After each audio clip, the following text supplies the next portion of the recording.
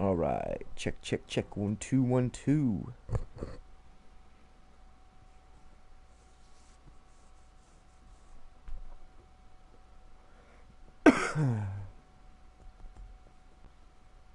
All right. Yeah, check this out. Okay.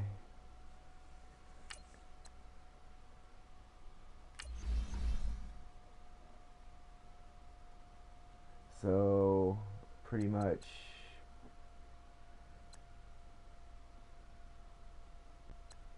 he sat for 3 years. He sat 3 years. He had 12 yards, 15 yards, and then no yards. And since then, he's starting to turn into like Kurt Warner or something.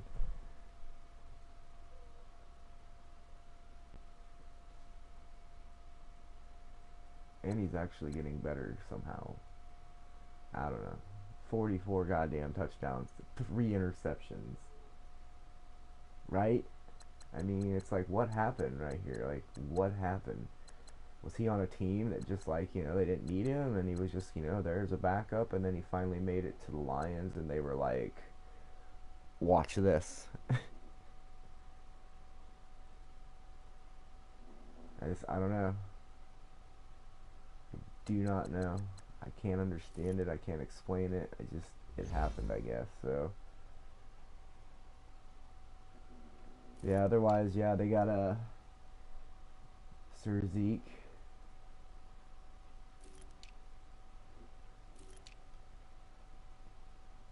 A couple decent wide receivers.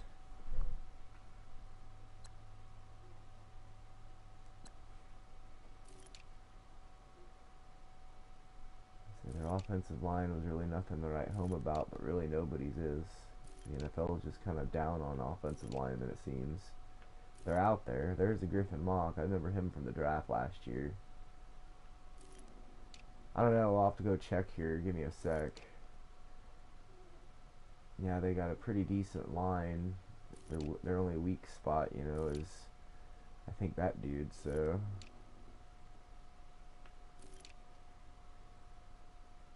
99 overall there. That's the same university I believe Marcus Mullins is from. I think he came from UCLA.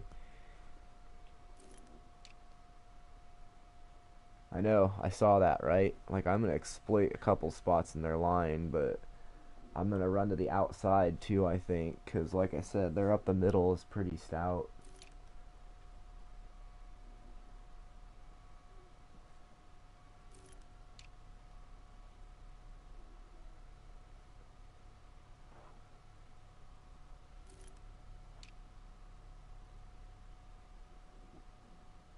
Decent secondary.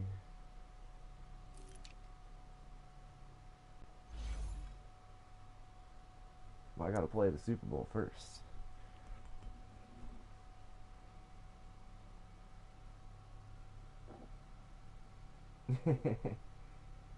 Yeah, well, it didn't work because I got Gomes and he's, the boss now.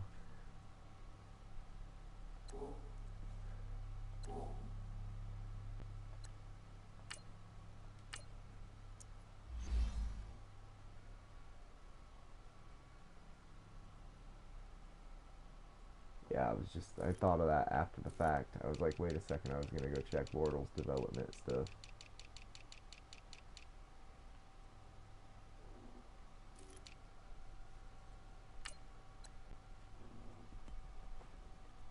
Superstar.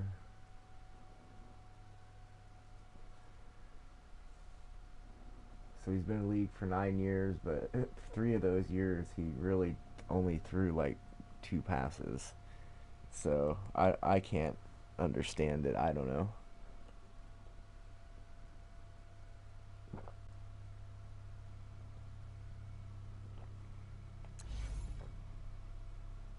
He's the 33rd ranked quarterback in the NFL.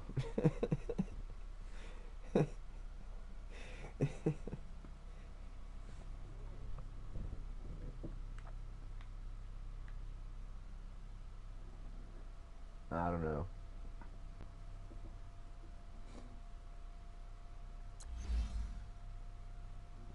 Maybe he did. I don't know. I guess I didn't pay attention to that shit back then. I was just blown away when I was looking through the stats and who'd won MVP. I was like, wait a second. I was like, dude's only like a 70 something overall. So, yeah, I mean, dude's a 31-year-old cat with a 28-year-old body since he didn't have to take all the wear and tear. I'm sure in real life that'd be grand if this could happen, but I don't know if it'll matter in a video game. No, in this game he'll retire after this season. This is like his swan song. He's like, nope, I'm out. Peace. Going out on top.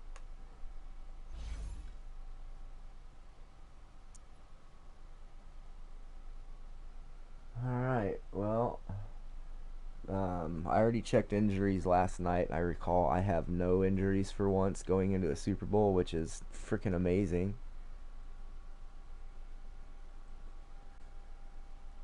Right? It wasn't necessarily that he was trash, though. It's just, I don't want to say he's trash. I wouldn't go as far as saying that, but I just don't think that was the right system for him. And that happens a lot in the NFL, I think. I think there's a lot of times where dudes would get to a team and, I mean, yeah, you're always going to have your Ryan Leafs where they don't work out no matter where they go, no matter what they do. But, I don't know. There are those guys where, they start off here and they just don't work and they go somewhere else. Next thing you know, bada bing, bada boom, everything's flowing great. They get along with the coach better or something, or I don't know. The owner's different. It's hard to say. But the only injuries the Lions had was like two backup running backs, so not nothing too crazy for either team that way. So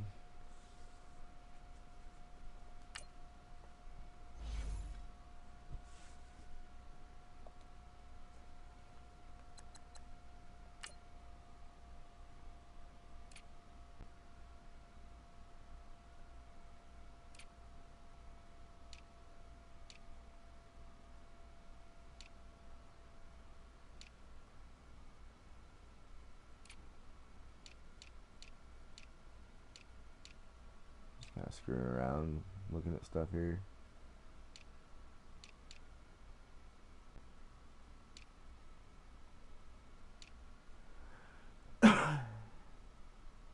Right? Apparently, though, Bortles led the way, man. All they needed was him.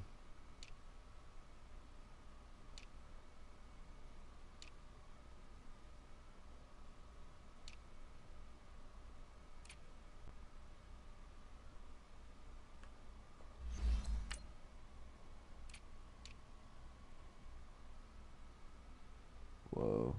Dude's creeping me out. He's having a friggin' Matrix moment there.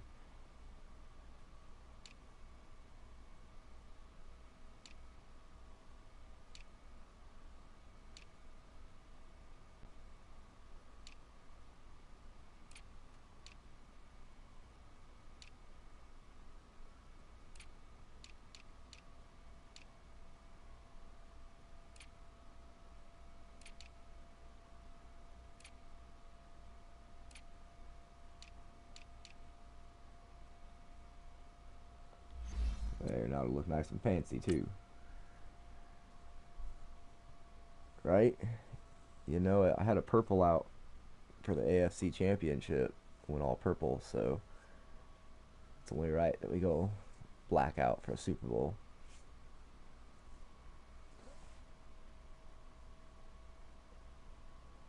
Yeah, I don't know. I didn't. I was looking and I'm trying to remember. The Bears did make the playoffs, and actually the Bears made it to, I want to say, the second round. They did win their first game, so there was two teams from the Lions division. There was only one team from mine. I want to say the Titans were the other big team from the AFC. They won their AFC division game like 42-17. And then we had a really low scoring game in the AFC Championship. I was kind of surprised.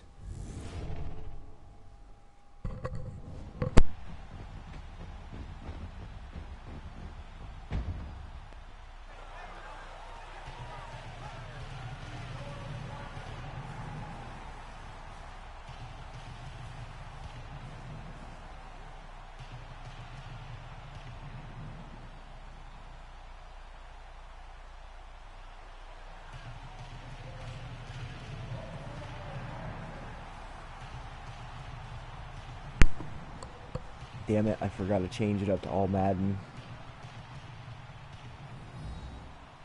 Oh well, I had a pretty tough game last game, I'll be honest. I thought I was going to lose the AFC game for a minute. I couldn't pass, I didn't throw a touchdown. I had one rushing touchdown, the rest were field goals for me. They had one throwing touchdown, and the rest were field goals for them, so it was a tough game.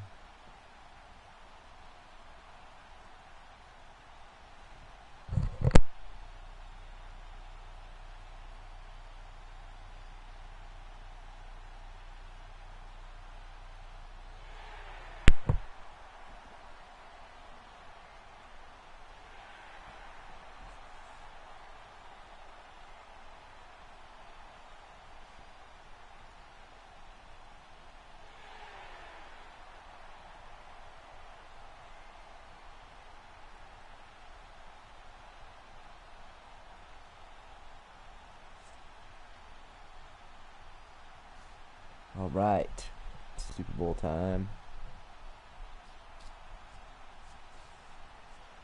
I do think after this, though, we probably will just turn it up to all Madden all the time. Most likely, I suppose. I mean, I don't know.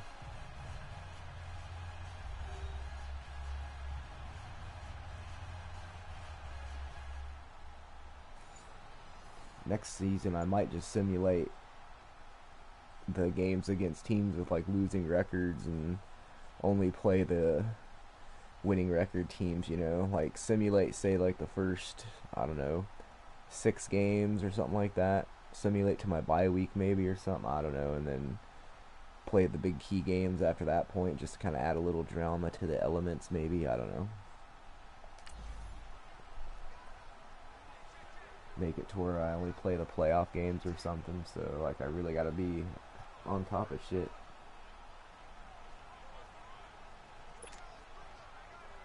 I'm gonna try, man. That's the plan.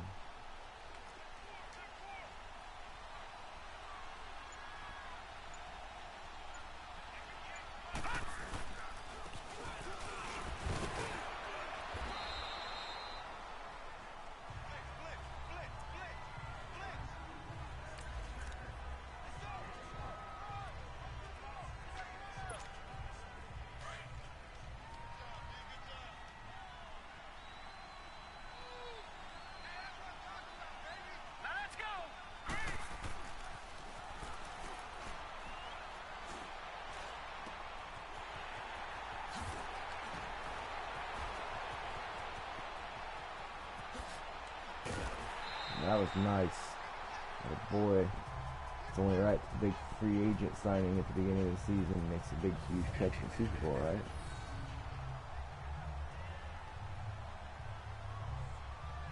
He's a big feller.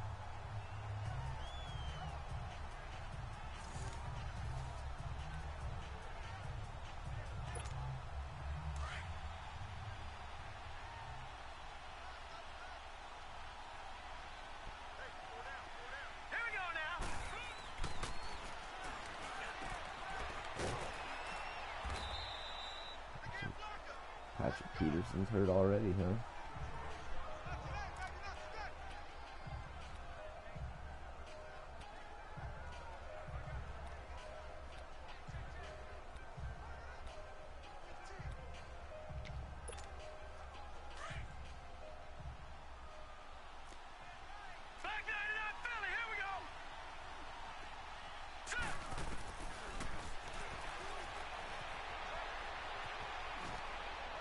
Try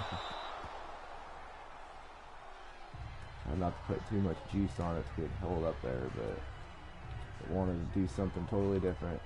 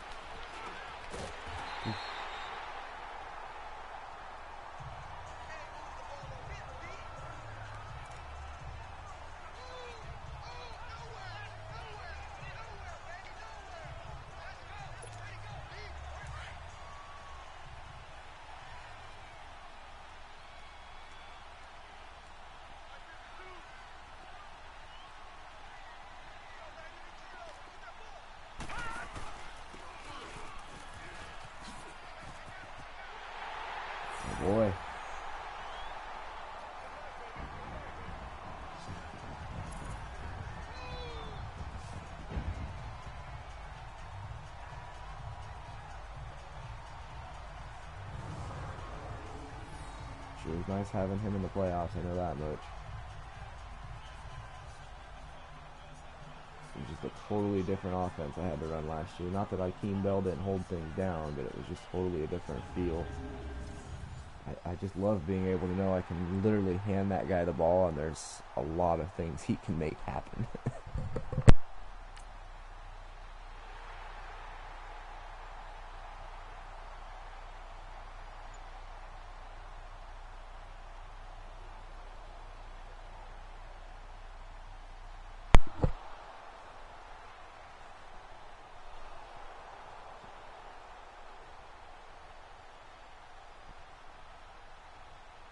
Yeah, right? First series of the first playoff game.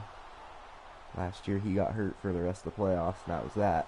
So, talk about nervous first playoff drive this year, man. If you go back and watch that stream, I even make a comment on it. Like every time I handed him the ball, it was just nerve-wracking. I was like, just get up, you're good.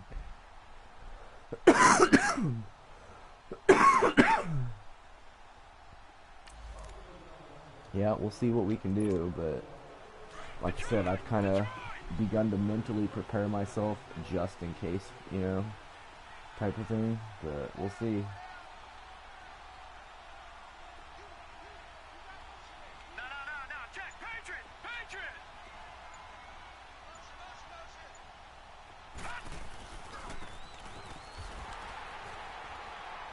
Jesus Christ.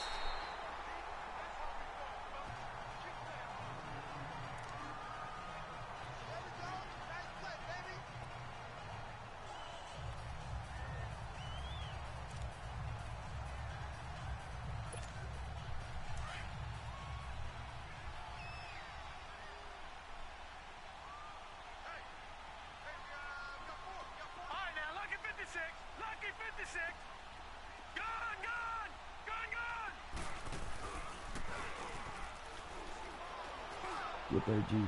Get there, Juju. Attaboy, Juju. Yeah, actually, sadly enough, Akeem Bell is good enough that I feel like if I had to draft a young kid, and he wasn't the greatest, every down back, I could work with Akeem Bell. So, would he be, career Hall of Fame guy? No, probably not. But I feel like I could definitely win football games with him as my running back. Is he Marcus Mullins? No, but not many are. Not many are.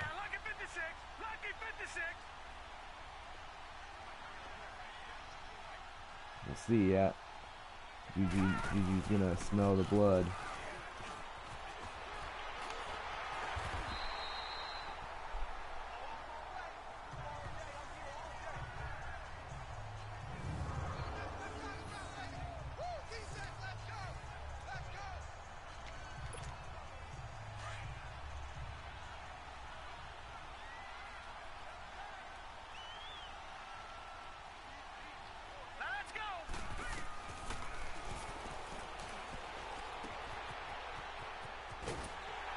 Attaboy. Nice.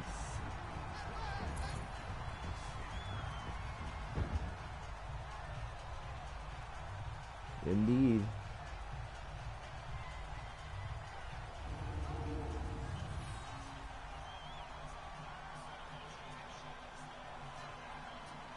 He's a big fella to knock backwards out there, right?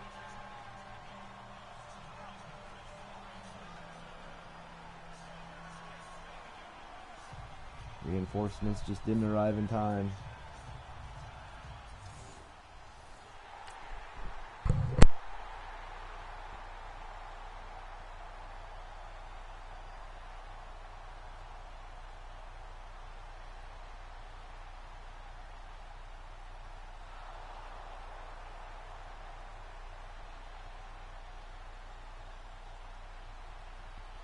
Nice punt. Yeah, he's not the fastest cat, though.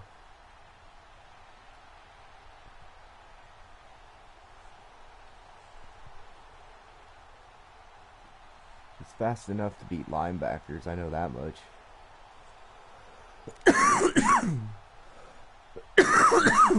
Oh, excuse me. Still got the remnants of this cold going away.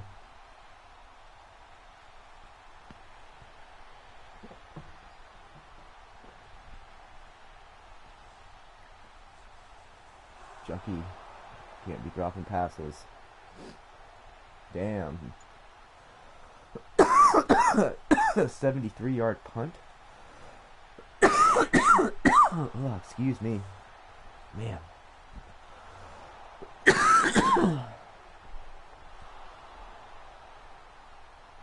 There we go. Come on, D.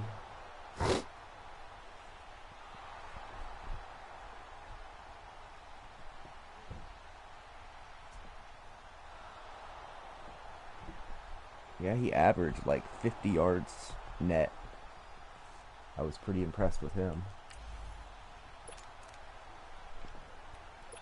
God damn it, I always do this on this because this isn't on any of the other modes.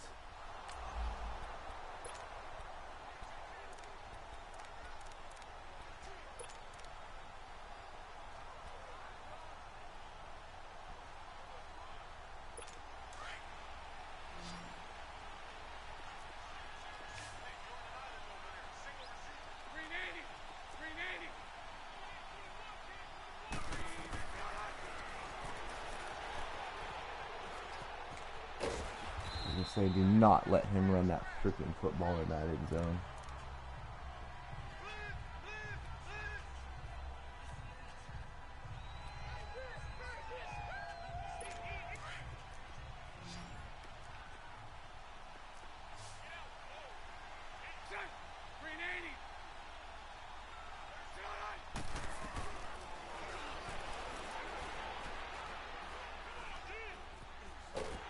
Keep running backwards. You go right ahead. That is the wrong way, sir.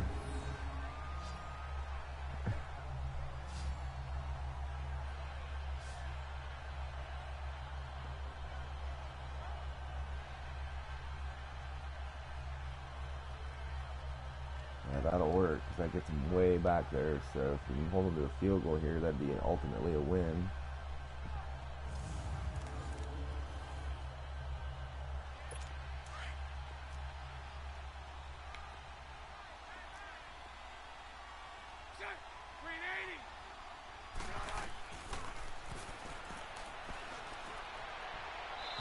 Yeah, buddy.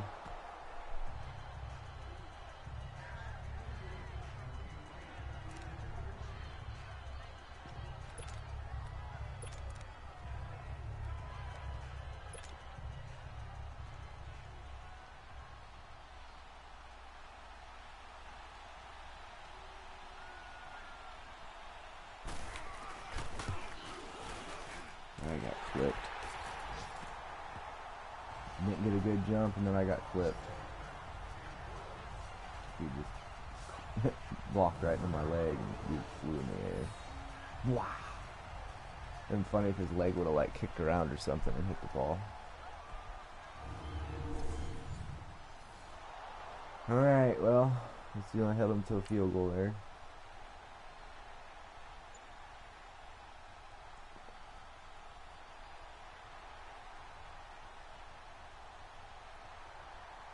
Nice.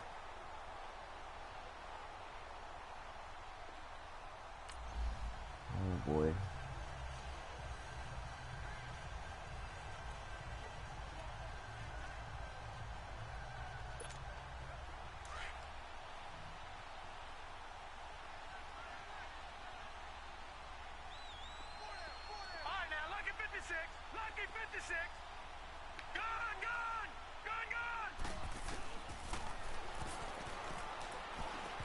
Ah, what the hell?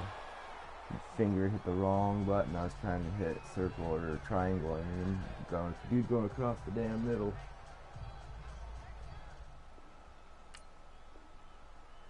Yeah, I kick a field goal from here. Give me a chance.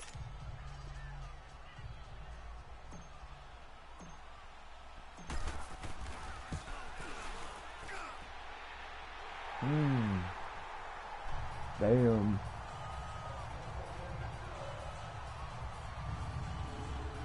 Something very rad about making a field goal from the midfield logo. I don't know what it is, but damn, it feels good.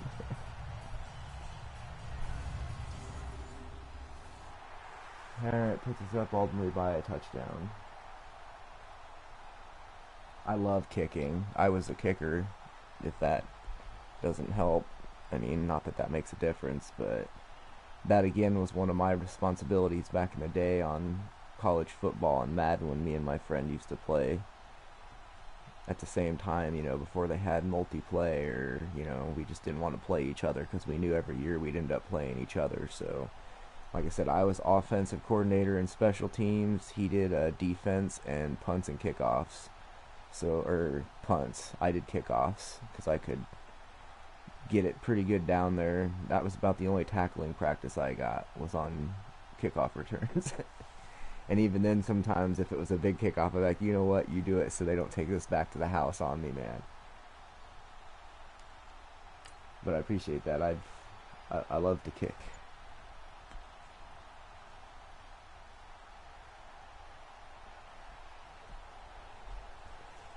It helps to have good kickers, though. You know, I mean, that's a huge difference too, because this dude's got pretty decent accuracy, so his little accuracy meter's a little bigger than other guys. You know, you get a guy that's accuracy ain't that great, and that little meter down at the bottom is pretty small, especially once you start talking all pro, all Madden. Hell, on all Madden, it's just sliver. They are, but you know, you get, sometimes you just, like, points there are important, because if I would, you know, I don't know, if I couldn't have got points there, it'd be 17-14, so, but my defense has got to step it up a little bit here. The computer should have let me take over, because I could have maybe got us some goddamn field goal range and kicked the field goal here, but whatever. What are you gonna do, right? Yeah, that's the power of Blake Bortles, dude. He apparently did some voodoo stuff with Kurt Warner and some Joe Montanas and all these guys, and like Space Jam, and took all their powers. That was good though. Right away they come out of halftime 3 and out. I can dig that. No, Marcus, you're going the wrong way, sir.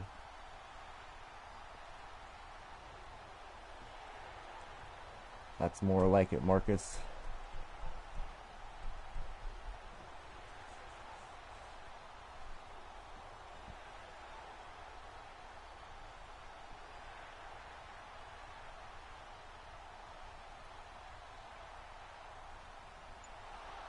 No. No.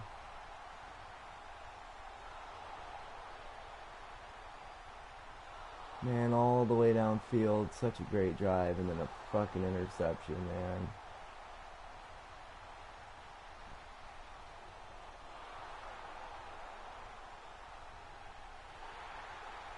Come on, guys, don't fall apart here. Oh, Zeke just got hurt. How the hell did we get the ball? Did we fumble it or something? I don't get it. What just happened there? That was weird. They must have fumbled it or something when he got hurt, and it registered the injury as more important than the play, I guess. I don't know.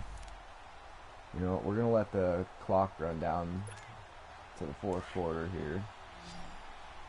Put up them 4 fingers. It's fourth quarter.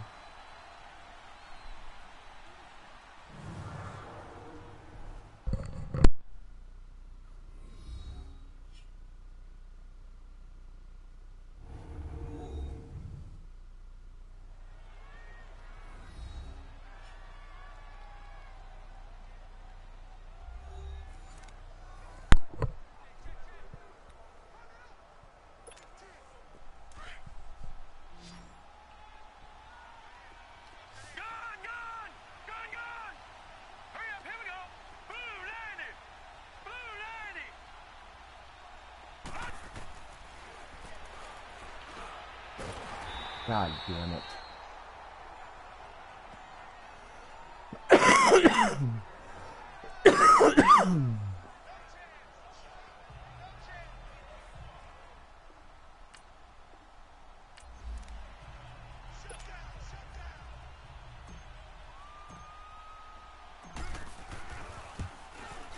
Oh, it ain't close to go time.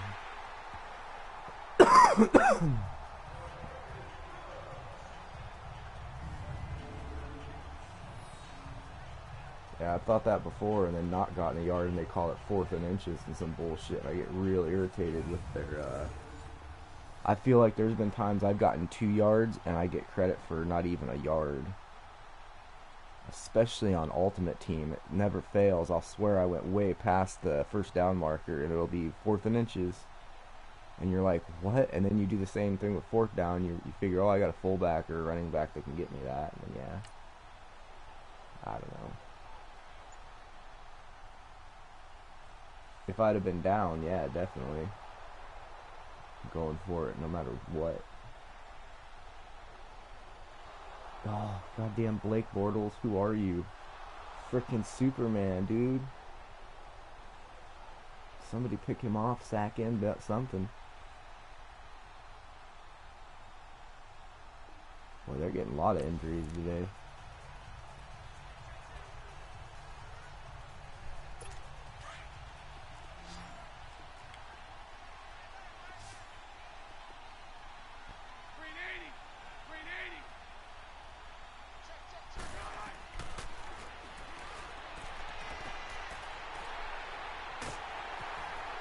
Oh, shit. Gotta have faith in your defense, brother. JJ, come up big there, man. Holy crap. He lobbed it. If he wouldn't have lobbed it like that, if he'd have put it over top, he'd have had a chance. But damn. He turned his head and football.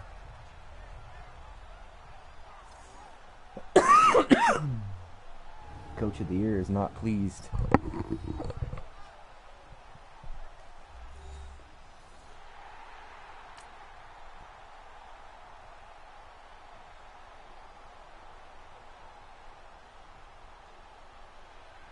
Woo.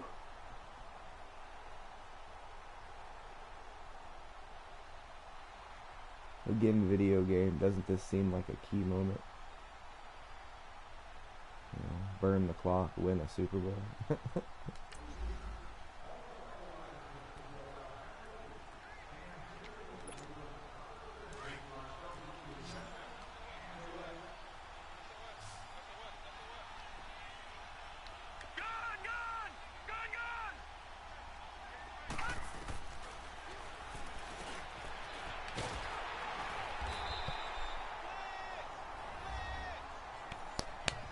Yes, yes, yes.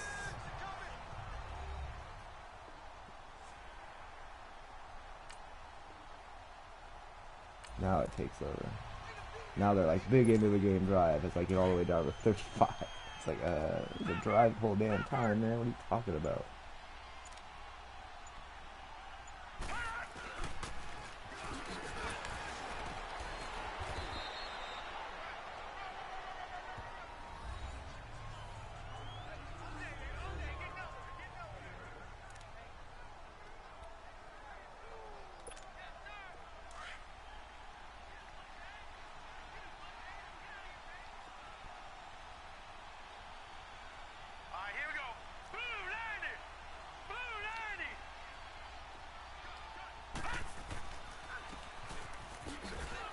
Oh, it's been around one, but not two.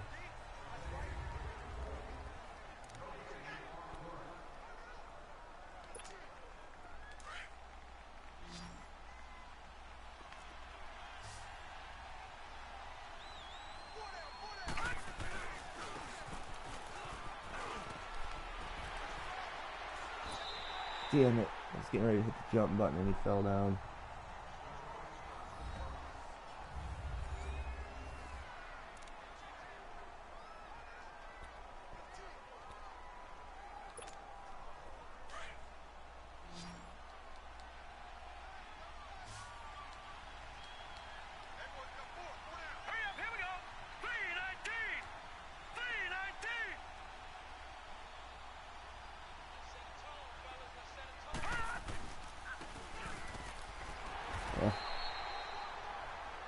Alright, there's their last timeout.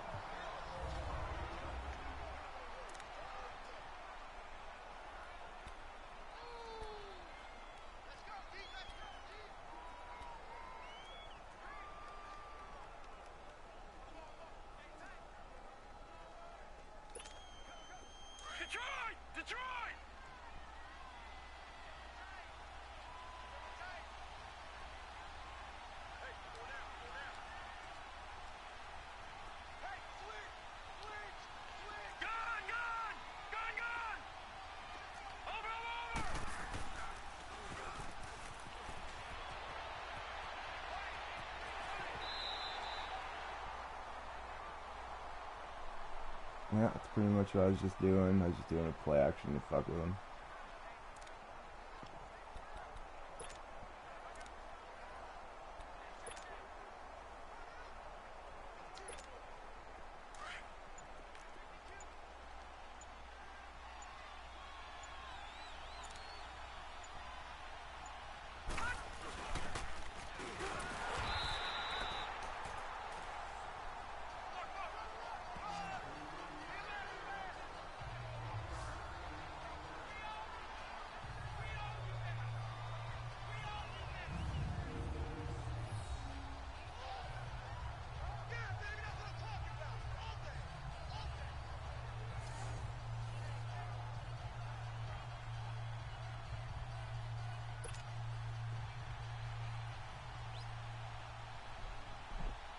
Just so you're aware, so you're not freaking out, I'm gonna kill an extra second, take the delay a game, so.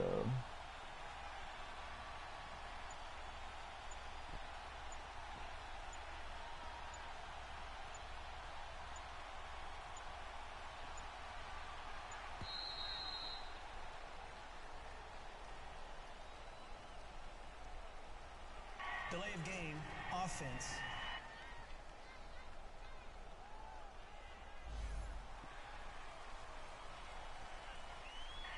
I got faith in my secondary. I hear you though.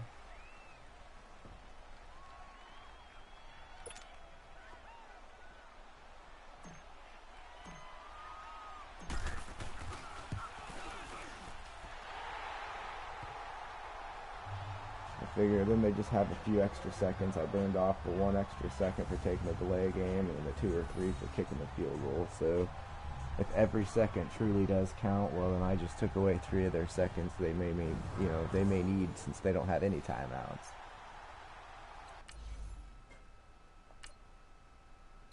We're gonna play the rest of this just to be for sure. Yeah, I am. Oh yeah.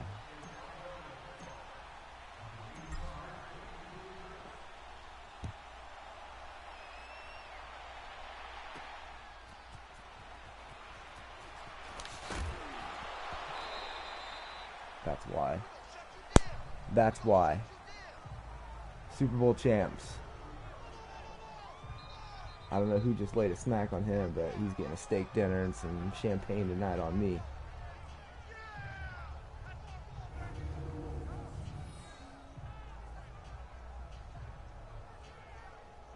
I don't even know if he saw that dude coming. 37? 87? Dude, that's a that's a 4-string wide receiver. Right? I couldn't believe they just did that, honestly. Because, yeah, I mean, I don't know, I guess. Maybe they thought he was a weapon, and they're like, just return it for a touchdown, bro.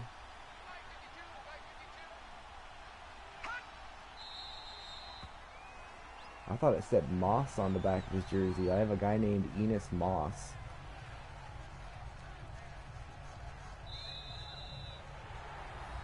He may. We'll check the stats to see who got it. I'm not sure. Is he the one who recovered the fumble? It all happened so fast and I was so amped. Drop the confetti, baby.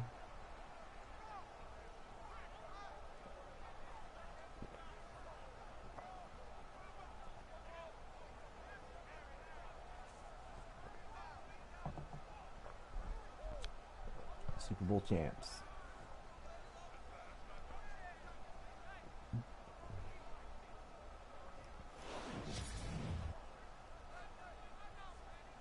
You know it. It's Gomes, baby, I'm telling you. He's Joe Montana, Tom Brady, and Peyton Manning with a little bit of Cam Newton and Mike Vick sliced into there when he needs to. I try not to run with him unless he has to get, so he doesn't get hurt, but he's actually a much better thrower than I had anticipated him being. He's averaged easily over 200 and plus yards a game. So, champs, let's enjoy it for about 5 minutes here.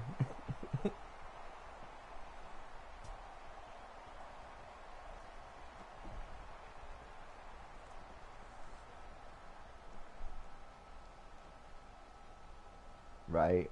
Yeah. Anything just to make that, you know.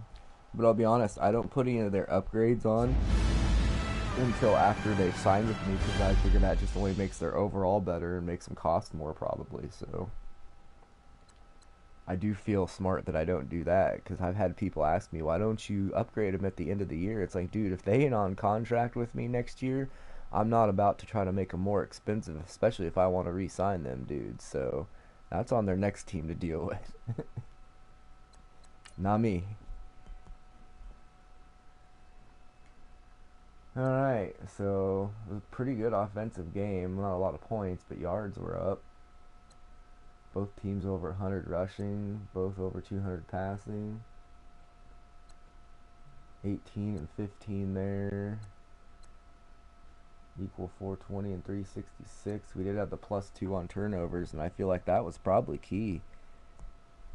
I mean, turnovers were key because otherwise third downs were pretty close. That was there, and time of possession was, you know, pretty much 2 more possessions if you look at it because of turnovers.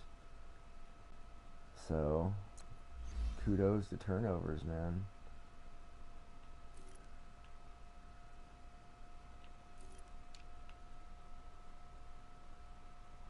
Right? I really feel like we kept Bortles in check considering the dude had 44 touchdowns to only 3 interceptions. So, I mean, if you look what we did to him, he had almost as many interceptions against us as he had all season. So, that's cool.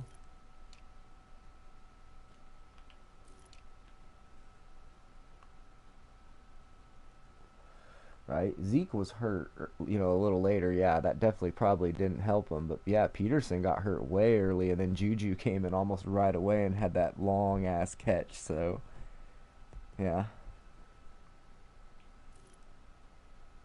Unfortunately, most of the situations I was in, I didn't have to pass, and when I did, I just needed to keep the ball, you know, short and over the middle and get the first down, not go for a big touchdown. So, it is what it is.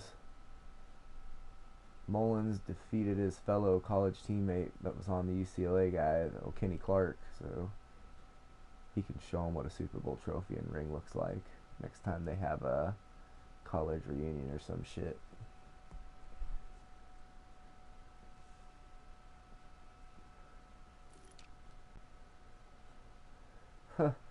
There could be part of the reason too he won MVP, man. I didn't even realize that. Look at that shit. Dude, that's impressive right there. I knew he had one big catch, but I didn't realize he did that well. Yeah, dude, he just made himself like a Super Bowl legend there. He's gonna be getting one of those Super Bowl pass cards in that league next. Simonson did good too, though. He caught the touchdown. Juju had the one big catch. Otherwise, they were like, "You need to watch that guy." Yeah, he was. I want to say he was the 17th overall pick. He was actually, I want to, if I'm correct with this, and I'd have to double check, but I'm pretty sure he was my first ever draft pick with the Ravens. Like, he's the dude I kind of decided I'm going to build my franchise around this guy this year. And then, because at the time I had Carson Wentz on contract for 3 more years, or 2 more years. And then in Carson's last contract year, the year before his contract would have ran out, is when I traded him and Travis Kelsey or Kelsey, whatever, the tight end. And I ended up getting the first overall pick and that seventh or the 19th overall pick where I picked up Hayes and Gomes. So I know, right? 3 years. It seems odd for, but like I said, we can go check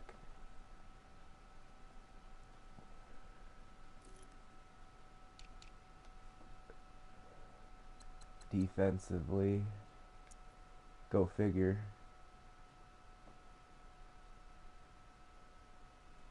Ah, yeah, it just says rookie, doesn't it? So that does make sense. Good call, sir. Because, yeah, it doesn't say one, it just says rookie, and then it says one, two, and three. So this would actually be his fourth year in the league, coming into his fifth. Yes, they do. That or they just need to allow you, if they need to just pretty much, I don't know.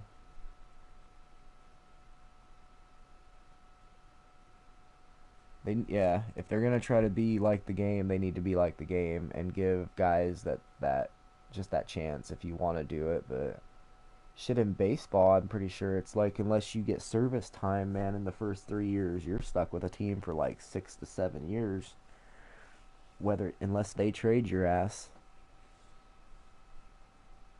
And in baseball, 6 or 7 years is an eternity. In the minor leagues or some shit, getting thrown around from team to team. At least in the NFL, odds are pretty good. If you're getting thrown around, you're either getting paid decent to practice and get some playing time, or you're a starter.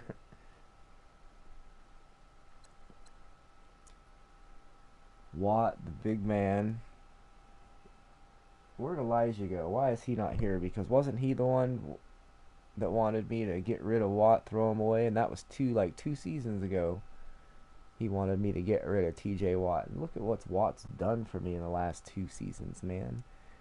Sometimes you just gotta let the old guys play, and he wasn't even old at the time.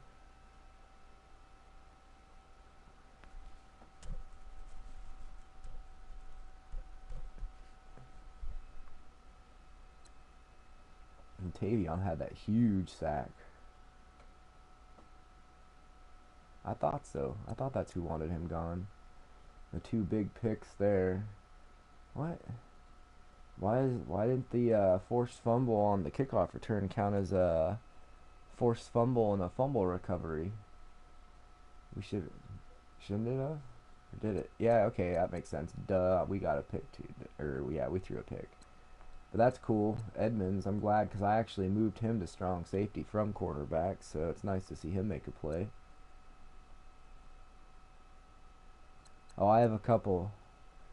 Trust you and me, sir. I've already done a little looking. After I logged out one night, I just kind of looked around on my roster and I was like, all right, who's some dudes who, they may play, but they're not necessarily, something I couldn't fill with a draft kit or somebody in free agency. And trust me, sir, I found a few. Now I just got to decide, do I want to. I'll probably wait until after free agency to do any major trading just in case there's that big free agent that I can sign because I might do something a little crazier this year. Last couple years I've taken it. I did sign the JB3, that Jesse Bates, the third guy, but otherwise I've been pretty mellow. I've been role players in free agency. I've never went after that big punch in the gut that makes your fucking team go whoa. Did you see who they signed today? So we'll see though. We gotta see who's available. Yeah, Evans Moss, dude. This guy is a rookie frickin' wide receiver from Houston, and he pretty much helped seal the deal. I mean, yeah, the other dude sealed it, but granted, he made sure there was going to be no kickoff return for a touchdown, no chance for them to throw a Hail Mary or some bullshit weird to go down. It won't tell me who recovered it, though, so I'm assuming it had to be somebody. Because if a offensive player recovers a fumble, it will not show up in the stats. I've noticed. It'll show up if they forced it, but it will not show up if they, I don't know why that is, but it is that way. Weird. Weird stuff. So yeah, scoring summary. Mullins and Zeke got a 34-yard run, so he made an impact in the game. And Husker kicked a field goal.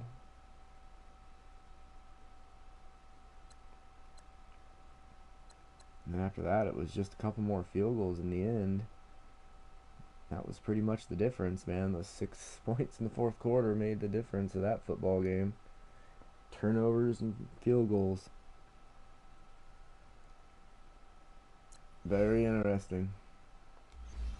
It's a close game, though. Glad it wasn't a blowout. As stressful as it is when it's close, it's always fun when it's kind of close like that.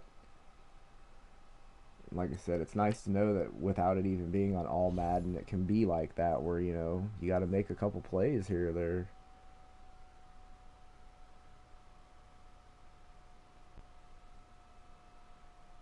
No, my friend was telling me about some shit that he was reading about on something because he actually, he gets a little more into the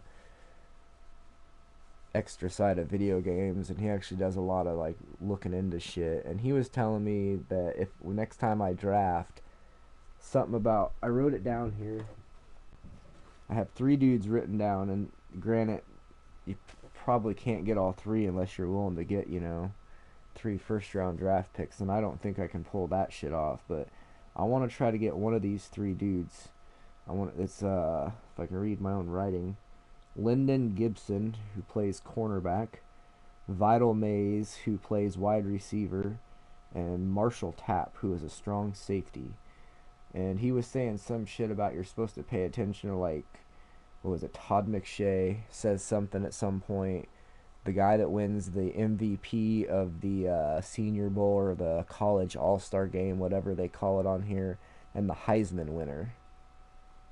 He said you're supposed to try to draft all three, if not one, all three of those guys, but definitely try to get one. Usually, he said one or two of them will be, you know, quote early draft picks already. They're going to be hard to get. He goes, but sometimes the one guy will be like, a third or second through fourth rounder, and he goes, he's actually a lot better. Plus, they'll always, from what he said, they should have really good development. I don't know why, but it's like something where the game put in, an Easter egg or some bullshit, whatever you want to call it, where it's like a little hint, but you don't realize it unless you take advantage of it. Like I said, I don't know if that's true or not, but I guess there's only one way to find out, and that's just to draft one of these dudes. And since we do, need secondary help and a wide receiver, ultimately it could work. So yeah, and those are all dudes that aren't gonna get upgraded just as of yet, because who knows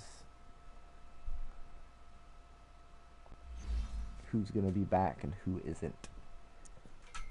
But I gotta get a pen. Was it? See, and I didn't pay attention to that. I mean, I'd see, I'd go over to this draft stories thing or whatever in the news, and I would always just look at it just for fun because I just assumed maybe it was just something cool they did, because I mean, most of it's just cool shit, like whatever, they just have all these stupid tweets. So I never looked much into when there'd be this little hidden Super Bowl thing with Todd McShay and, saying, oh, Marshall tapped. So, I don't know. Supposedly, that's something. So I was like, well, then I'm going to try to look into that because, damn it, that would be awesome. It's just one more step up on the computer, I guess, so why not?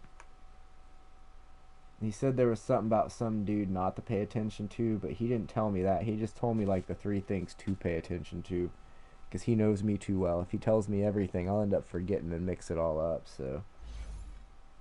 He didn't say what to avoid, he just said what to do.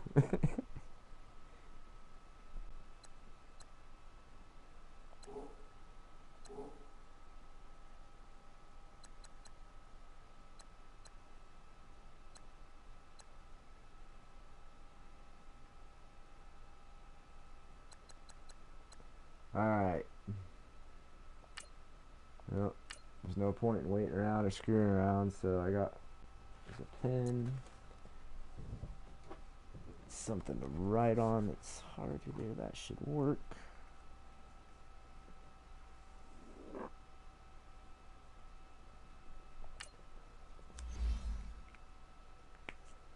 Whole Edmonds got defensive player of the game for us.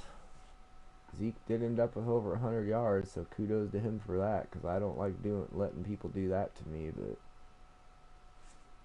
See, and I was wondering about that. I wondered if I could franchise tag him since he should be taggable. Granted, it'll cost a good chunk, but if I ultimately have to, I can.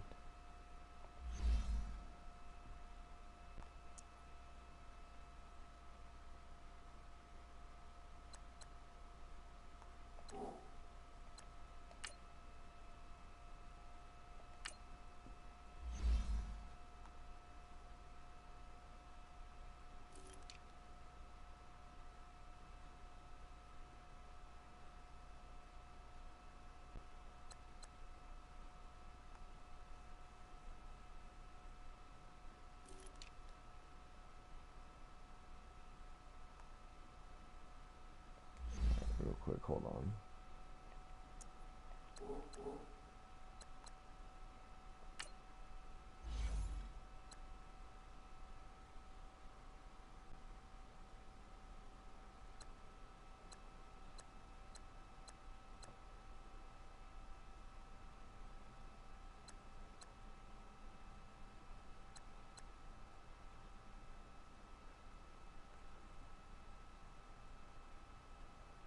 Right? Yeah, they don't improve until the very, very end of the season, and then yeah, they get like one upgrade. And you're like, really? They've been doing nothing but practicing all season, supposedly, against, most likely some of my other dudes, and you're telling me all they, maybe if I'm lucky, three of them get 1 point?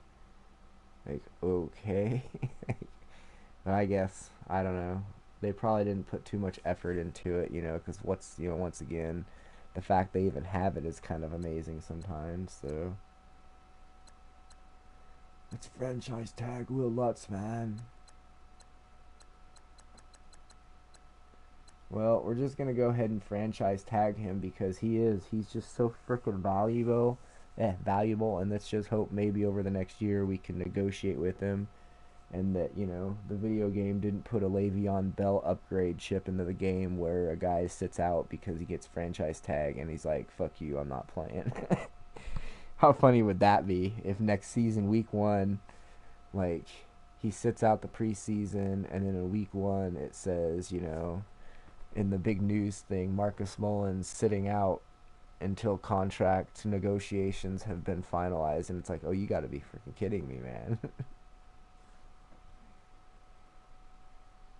I know, right? And see, here's the kicker. I gave that you could even. I'm pretty sure you could go back and watch a stream.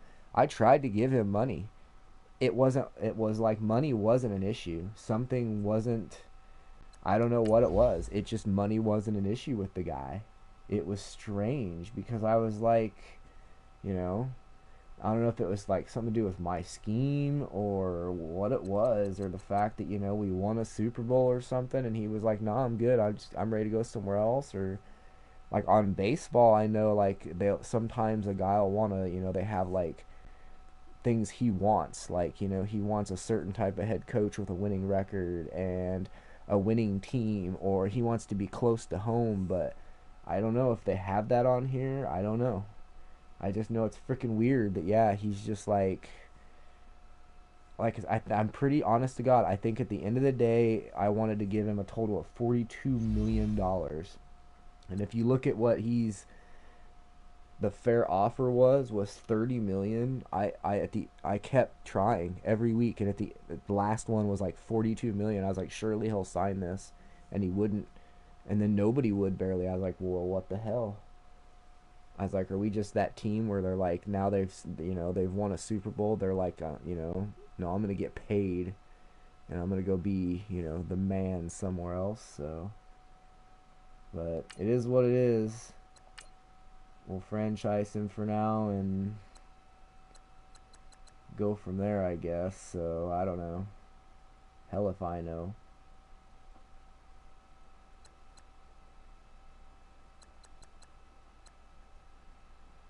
Like I said, we can always make some offers and we can make some moves. We got draft picks and other things to do yet. Alright. Honestly, I'm not going to do. I was like 9 million, I think is what it was.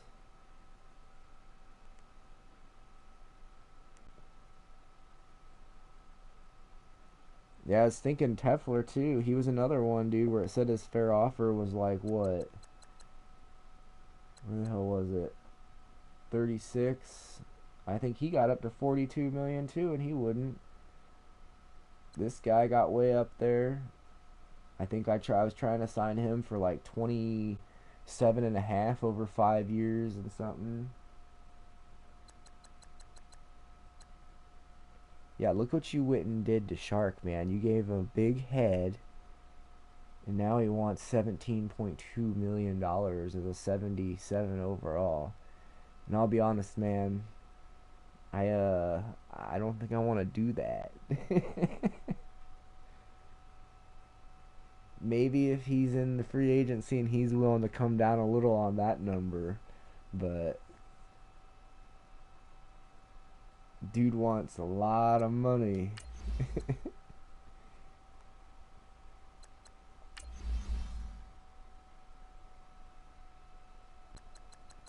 What are you talking about? You missed it. You weren't here when he caught his touchdown? I thought for sure you were watching when he caught his touchdown. He made two glorious catches this year, one of them for a touchdown.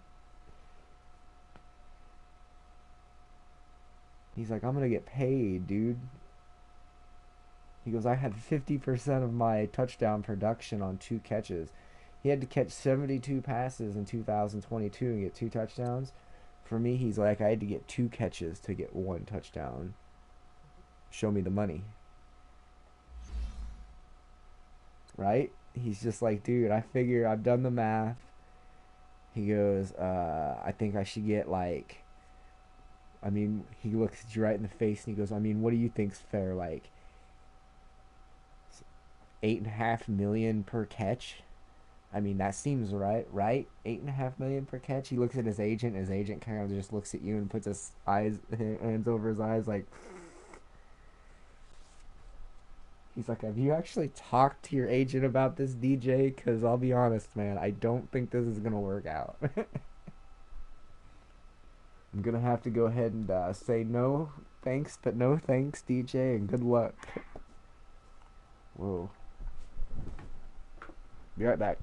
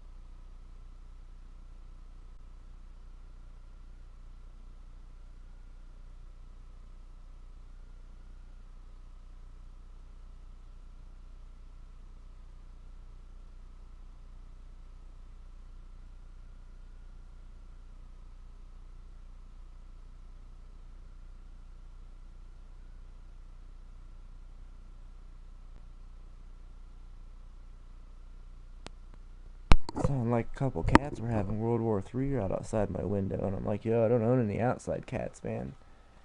I got inside cats, but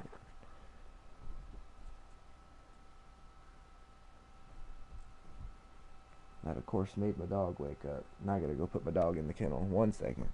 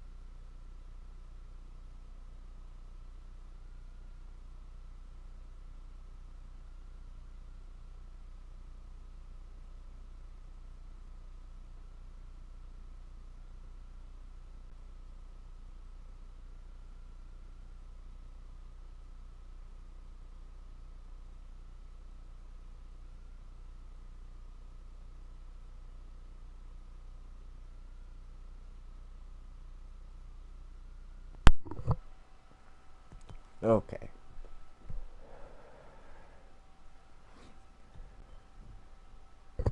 It's mass chaos. I went outside to check to see what was happening with the crazy cat fights, which in process made my little teeny tiny dog hear me and started barking, which in process woke the kid up, who then started coughing. So, yeah, it was the life Rune Gilbert device, is what I like to call it. It's one thing just causes another thing. It's bada bing, bada boom. It's Murphy's Law of Life or something. Anything that can go wrong will, and usually does. And usually it's at 12:40 in the morning. All right, where was I? Real quick, I'm more curious than anything here.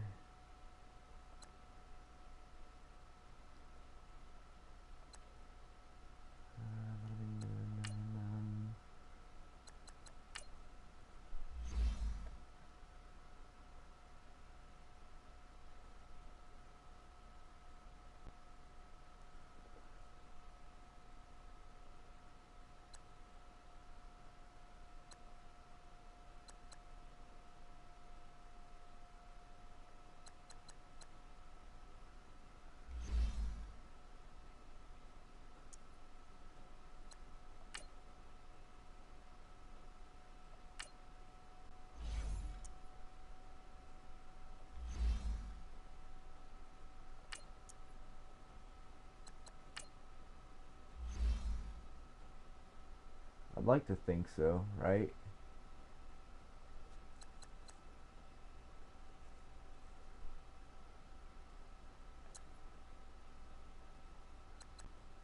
Man, those cost a lot. Good God, why are those so fucking expensive? I want to say it was 9 million.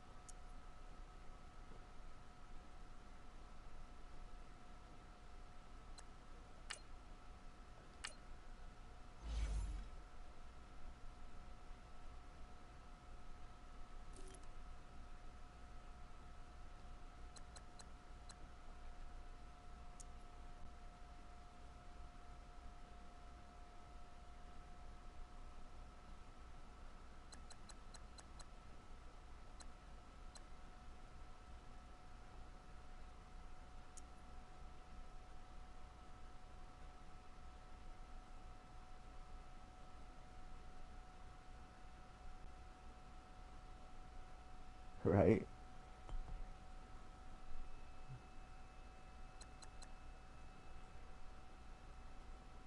Yeah, welcome to the NFL, huh?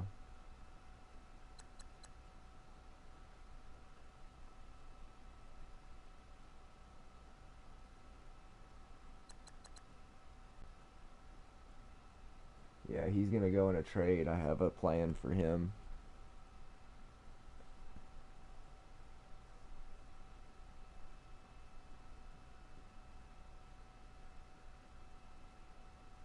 I have a plan for a few of these dudes.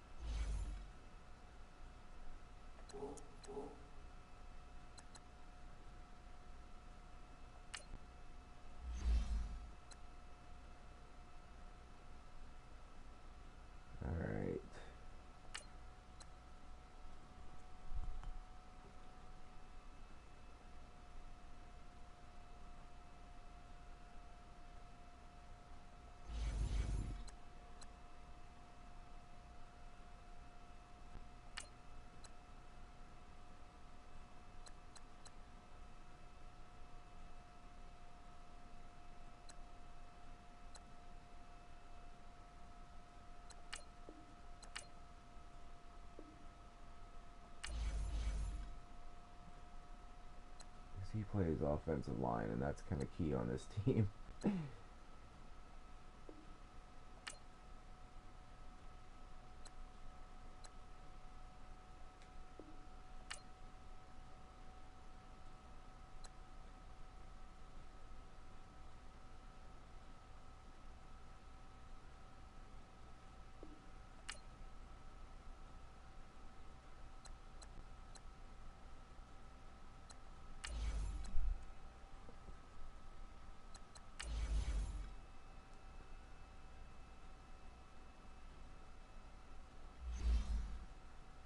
All right.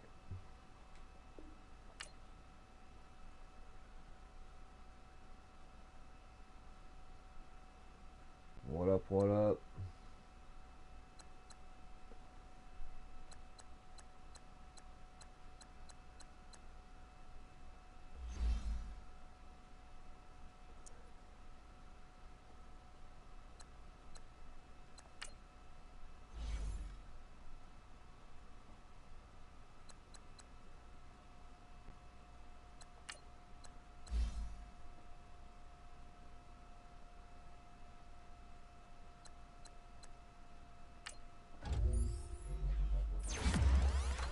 These two are just fighting to keep their job at the end of this mess. Like, it doesn't really matter, but they're literally just fighting each other to see. Hey, appreciate that, man. If you really mean what you say in your name here, I'm looking forward to seeing a Raiders game sometime in Vegas, if they ever can get their stadium built. I was there in November, and our taxi driver, of course, decided to take the long way, rather than taking, the quick, cheap way, because he asked, first thing to ask is if it was your first time there. And we kind of acted like we'd been there before, but I think he knew better. And he took this crazy way, and we started driving by this. I see this big-ass thing. I kind of nudged my buddy. I was like, check this shit out. And he goes, what the hell is that? I was like, I'm pretty sure that's a Raiders stadium that they're building. That before I could even finish saying it, taxi driver goes, that's the LA Raiders when they get here. He goes, if they ever get here. And that was way back in November, so they knew something was going down.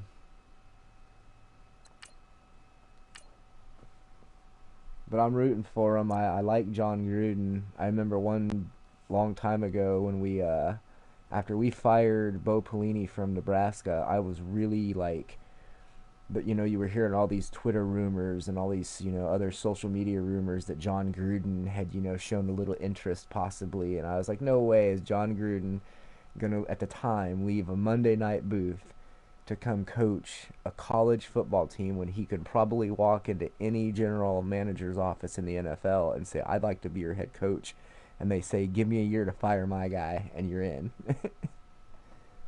But there was that part of me where I was like, man, John Gruden, that'd be awesome. But it wasn't meant to be. Alright, now we can clean up the roster here.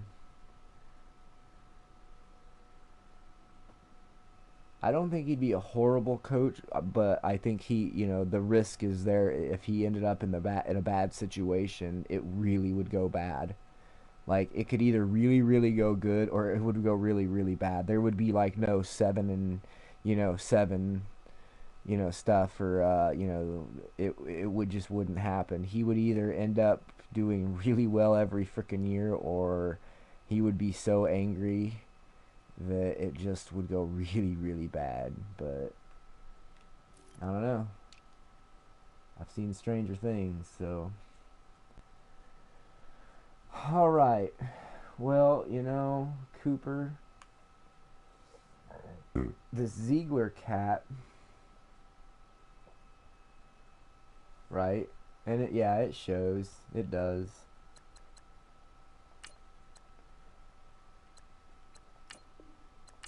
Not that that's going to free up a ton of money, but every little bit will help.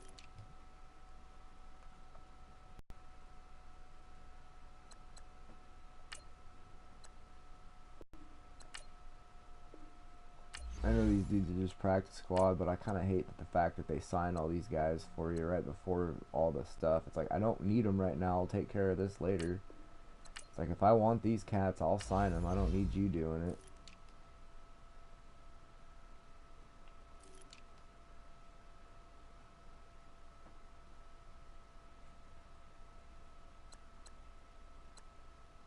You know what? That dude's not going anywhere. I don't stream every day,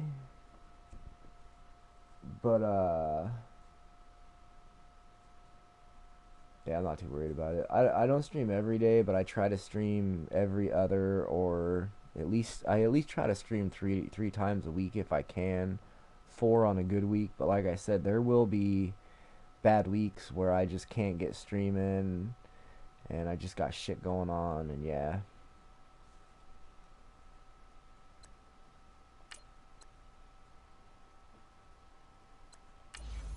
Damn it, I didn't want to do that. I hate this edit player thing down here. I need to put that on a different screen or something.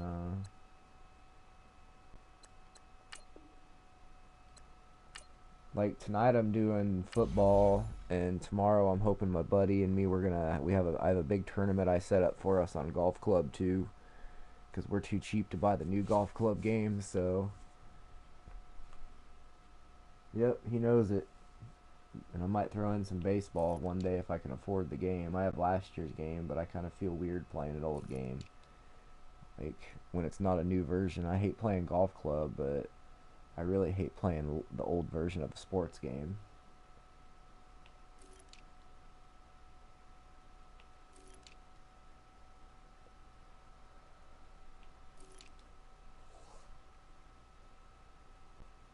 There's one of the cats that I got a plan for, too.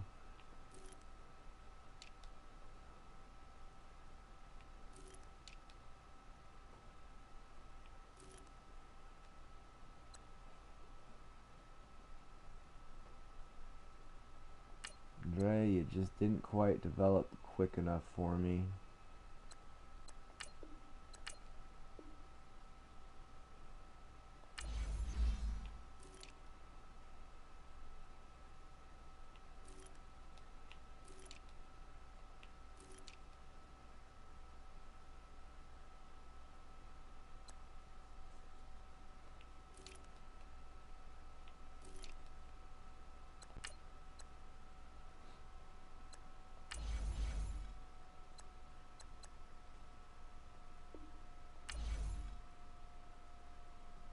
I actually just found out today that I get to coach the kids' baseball teams. I'm friggin' stoked about that. Granted, it will cut into my video game streaming time for sure, but I'm willing to give up some time for that for show. Because I've been asking to do it for like the last 4 years, and it never fails. Every year they don't even call me back. And it's like, really, guys? Come on. I was waiting. I was like, what's the holdup? Surely they got to be getting on this stuff. Some of these teams in our area are, granted, we don't play them, but they're practicing. I actually get to be, get this. I wanted to be assistant. I'm the only person who put my name down on the entire team for the kids. Out of all the parents, out of an entire team of baseball players. So I automatically get to be the head coach. It may be by default, but damn it, I'm willing to take it, I guess, because ain't nobody else willing to do it for them, and yeah. So one day, if I ever make it big, I can say I made the announcement on a stream that I was starting my kids' 12 and under baseball team. That was my first job. Sadly enough, yes, I do need to find a staff. Really, I don't need a staff though. These are the two things I need. And if I honestly, had a third who was, wanted to volunteer their time, by all means, I wouldn't tell them no. I would never tell a coach no, because you can never have too many assistants and people helping out in practices, because that's just more things you can get done and have a person helping. But I need a head coach, an assistant coach, and then a bench coach. My bench coach pretty much just needs to do one thing. I need you to enforce the dugout and make sure everybody knows they need to have helmets on and when they bat and what order they bat in. And then you sit their asses down in that lineup, and that's where they stay unless they're going to get up and cheer their team. But their stuff stays in their batting lineup order, so everybody should know when you bat, so there should be no confusion. But just in case, you're there to enforce that and keep them in check. And then I need another, that assistant coach is going to be my first base coach also. When we're not in a dugout, when we're on offense, they got to help me at first base because I want to coach third. I know a lot of head coaches like to coach first, and I don't know why. I feel like coaching third is way more important to me because, yeah, a good majority of the head coaches stick at first and they send the assistant to third. So I feel like I want to have the ultimate say on runs, and the best chance to have runs is going to be from second, third to home. Oh, hell yeah, Jacob. I wish I had some cool shit to give away, but I'm a poor man. And I don't even say that jokingly. I laugh because it's the only thing I can do to make myself feel better about it. But I really don't have anything to give away for cool shit like that. But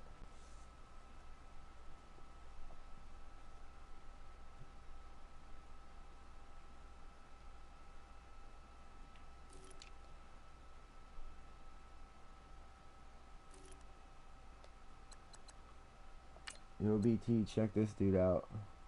I never noticed this dude had quick until he was like getting upgrades every 3 or 4 practices. It was like every 4 practices, this guy, this weird Jose Sharp guy.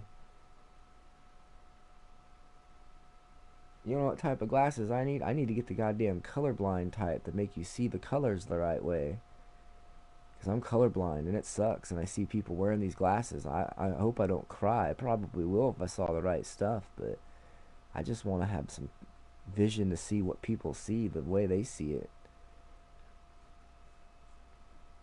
Those are the type of glasses I need. I'll wear those all over the place, man.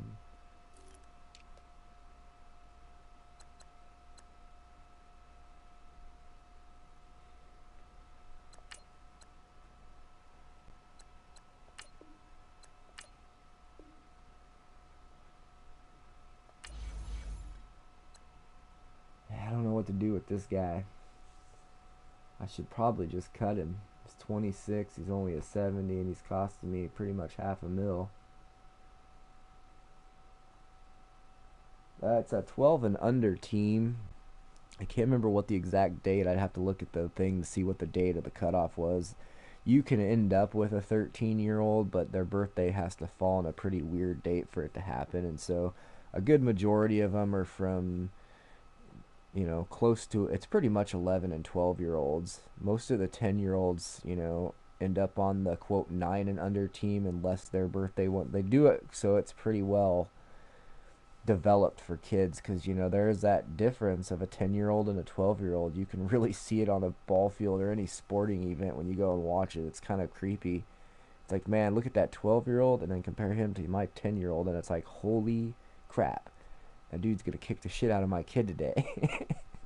But it's nice when you see your kid catch up to those 12-year-olds when he becomes 12-year-old and you look at him and go, damn, man, he makes those 10-year-olds look kind of tiny.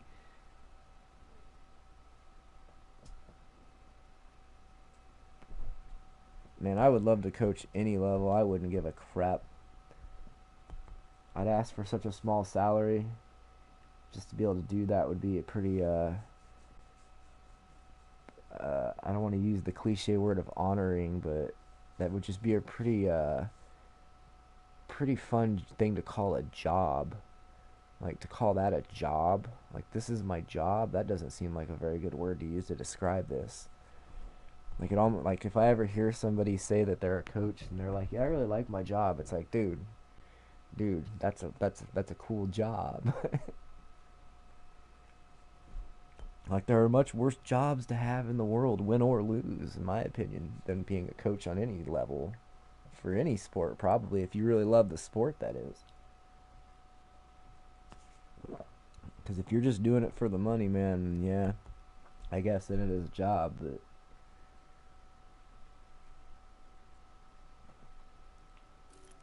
I think I caught my kid off guard a little bit though when he's like he was trying to tell me, you know, like all his friends that were going to be on the team and how this kid is really good at this. And I said, Tommy, I said, I appreciate the input, but I'm going to tell you right now, and mind you, when I said this, these kids they've literally won, what was it, like 1 or 2 games in the last 2 or 3 years. And I'm not saying that like as a, to try to like make it dramatic. I mean that like literally. 2 years ago, they did not win a single game. They played 13 or 14 games, I think. And last year, I want to say they played at least 12, and they won maybe 1 or 2 of those. And then the 2 years before that, they were maybe lucky to win 1, if not 2 games in those. Because the coach was, yeah, half lit, and his kid was on the phone most of the time coaching third. So, yeah, it was the bad news bears, except the coaches were the bad news and the kids were the bears. So, and it wasn't good like Walter Matthau. He never had that aha moment where he decided, okay, let's win a baseball game. He just stayed shitty the whole season. We'd show up for practice. They'd play catch. They'd each take like 5 swings. And then that was pretty much practice. And that's what he would do before a game too, if he was lucky. It was just rough to sit and watch. But like I said it before, I think on a stream, I kept my mouth shut. I'd go for walks with the other kid. I didn't be that dad that was like, what the hell are you doing out there? Because once again, I hope people don't do that to me when they don't agree with something I do, because I'm sure you'll have those moments, but you just can't be a parent yelling at the crowd or yelling from the crowd at your coach. No matter how bad he is, you just can't. It's not right. It's not fair to your kid, man.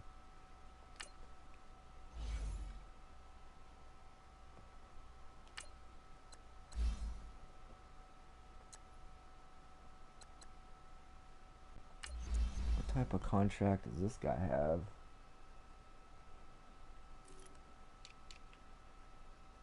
He's got 3 years remaining, so we can go ahead and upgrade him.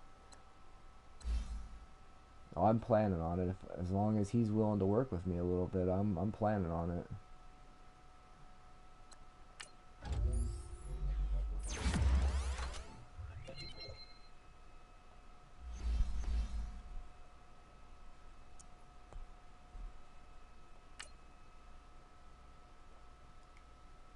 All right, 29 million.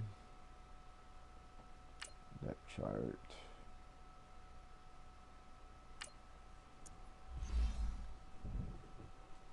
Come here, trusty pen.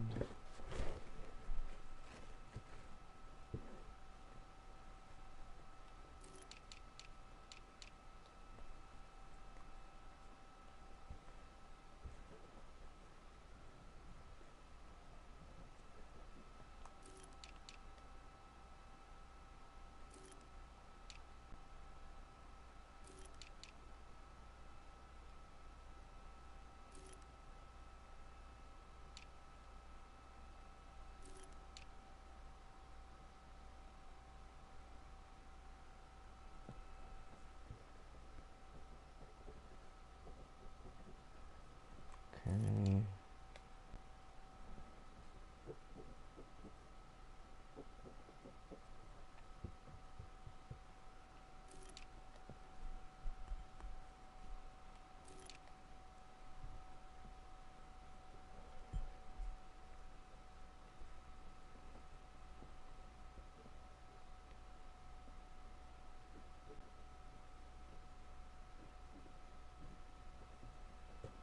I don't know if I can pull off the draft wizardry I've pulled off the last couple of years where I get crazy draft picks, but we'll see here.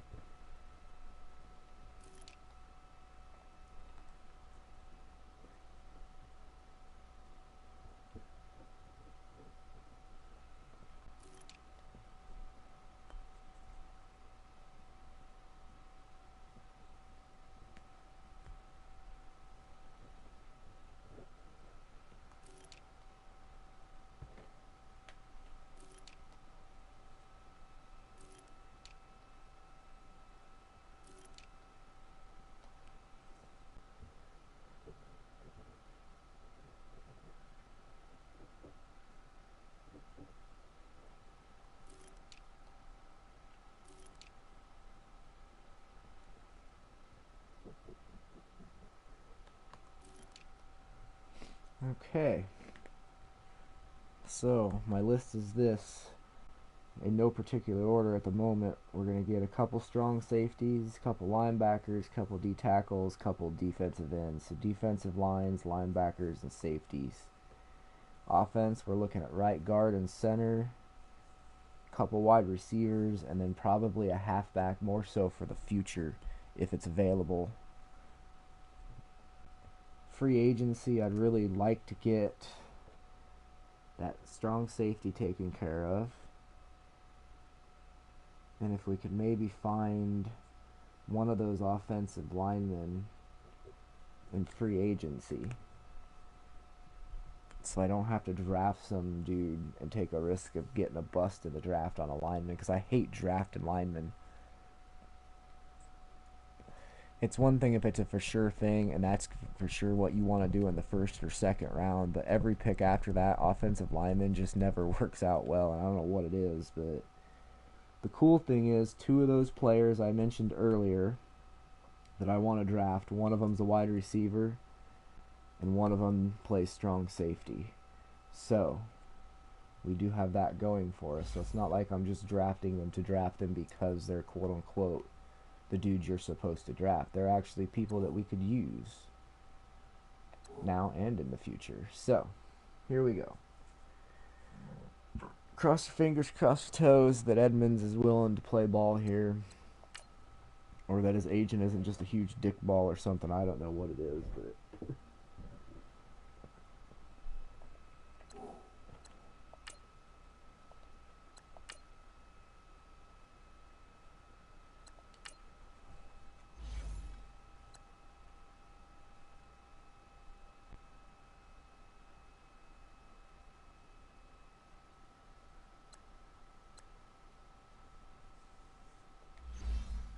Isn't there a place where you can clear your friggin' cap penalties or something like that?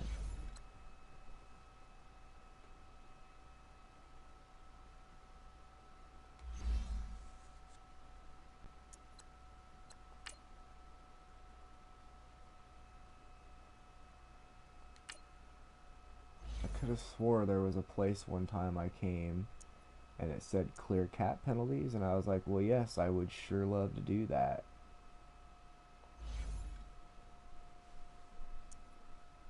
Because it took it out of your available funds or whatever. Because ultimately you have like an available funds thing.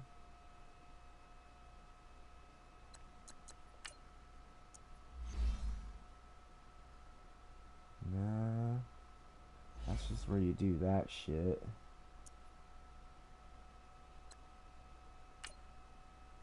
There we go.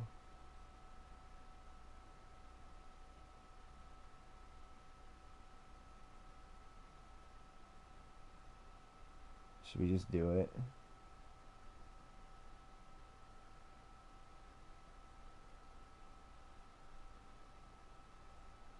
Is that like cheating or something, or...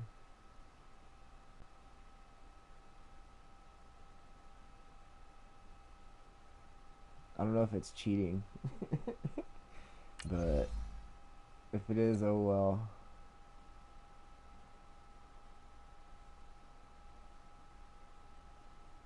Right? 'Cause that's what I kind of thought. I didn't think it was like a big deal. I mean, it's not like it does anything crazy. It just gets rid of it so it's not sitting there. So look at who's the number one. No wonder he didn't want to come. He's like, dude, I have a feeling by the looks of the market, I'm going to be the big dog. Like, I'm going to be the man of free agency in week 1. Look who's number 2. Look who's number... Don't tell me I didn't turn these players into who they are today. Not to be that guy, but damn, look at this. These guys are going to make some money. I expect like a good Christmas present and a card or a gift card to like somewhere nice.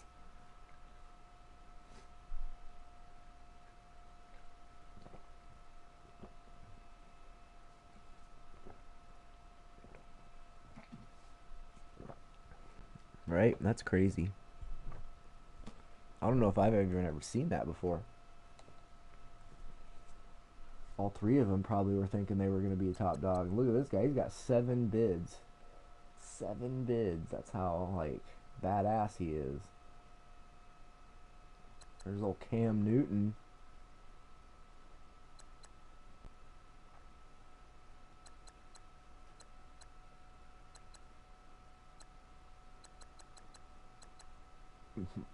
Price Love. Dude, did he even play last year? Can I look and see?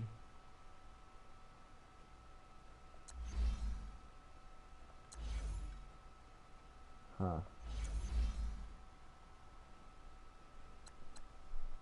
13 bids, man.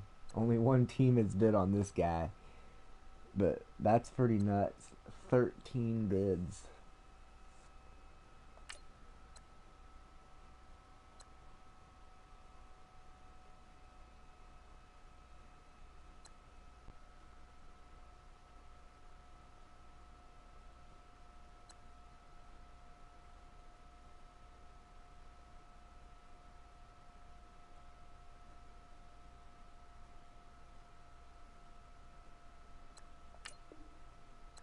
Just gotta see where it starts me off as a base. So, yeah, got me in the lead.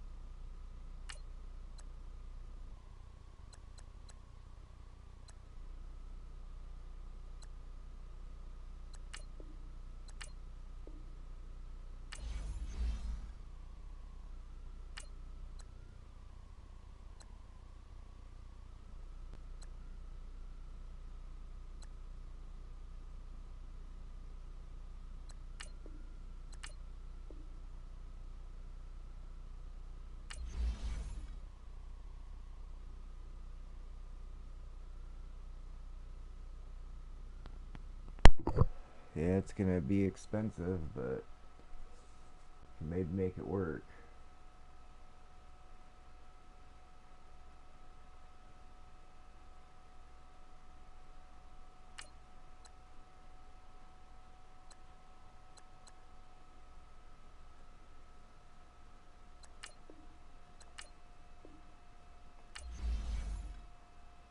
Oops, the wrong button.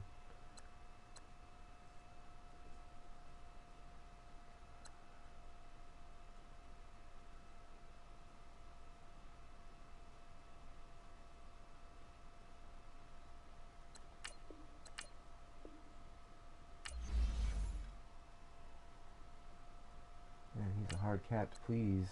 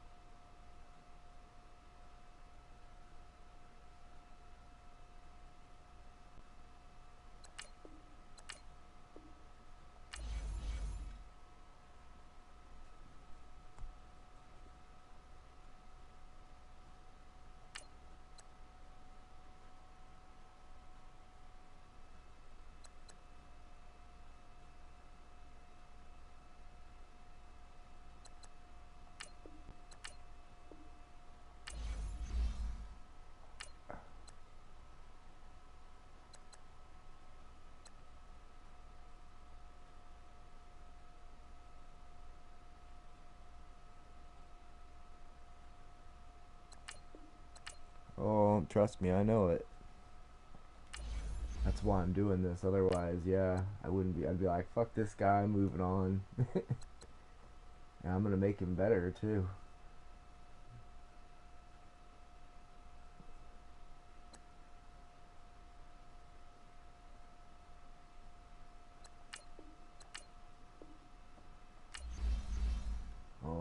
Tampa Bay. I hope you can feel us coming.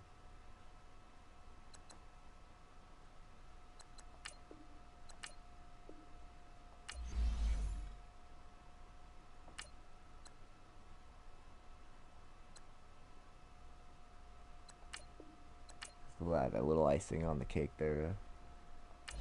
Just a little more jab stab at him there.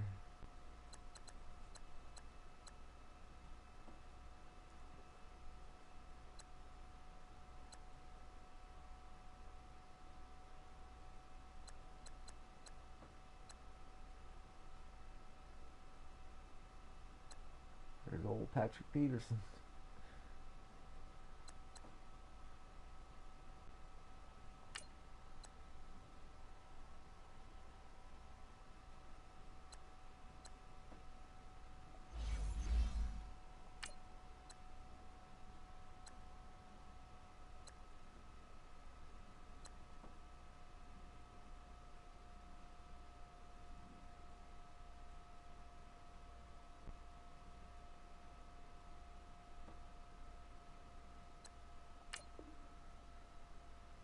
Oh yeah, I didn't see it yet. I saw his name, but I guess I didn't see his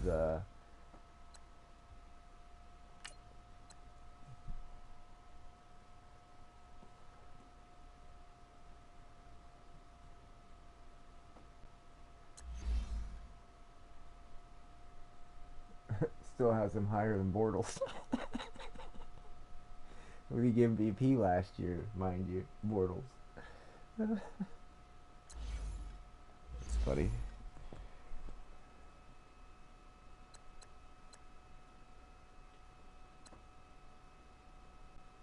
Alright, let's see here.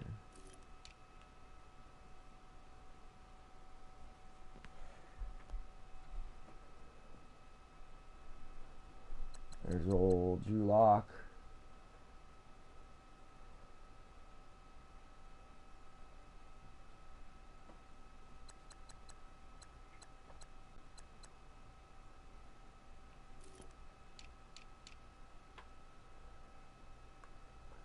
God, look at who's trying to sign him too. So they were trying to sign Weeks and Telfer. That's crazy.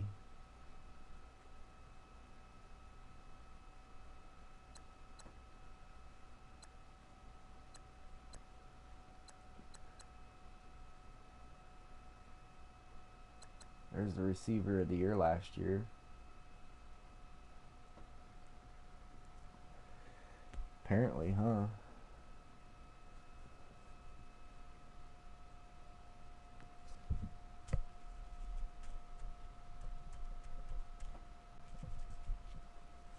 Yeah, I'm not gonna mess with him.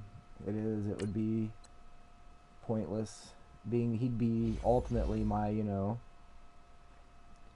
number two, but it's like Harry can cover it. He's totally capable of doing it, and I can always sign somebody else for a hell of a lot cheaper or draft a guy too. So, hell, I could sign Quincy Enunwa. There's a 26-year-old right there. He even fits the scheme.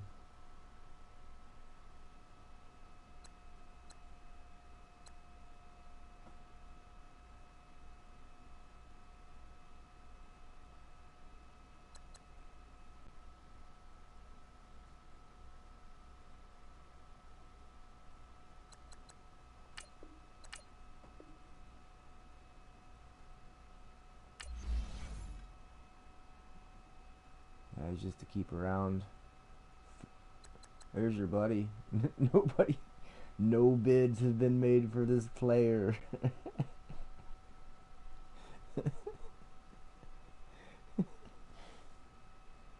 I hate to laugh, but it's just kind of humorous. It really is.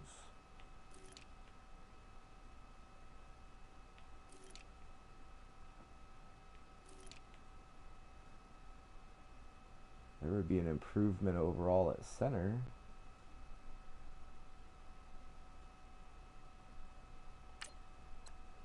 The Bucks are offering him a contract also.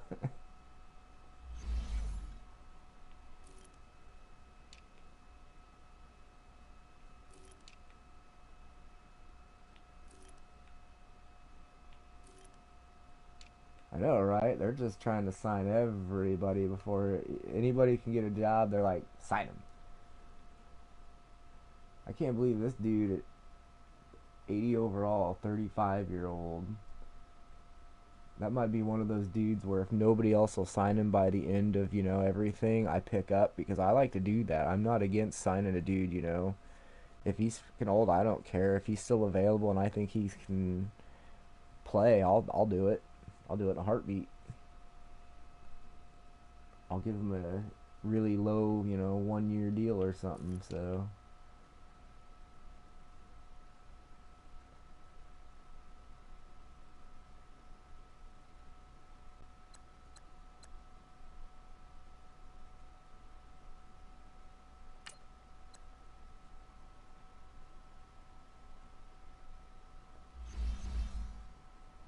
right, it is. It's kind of crazy. Granted, he'll probably the reason he's probably sitting there is because of the money he probably wants. But yeah, it's nuts. This guy.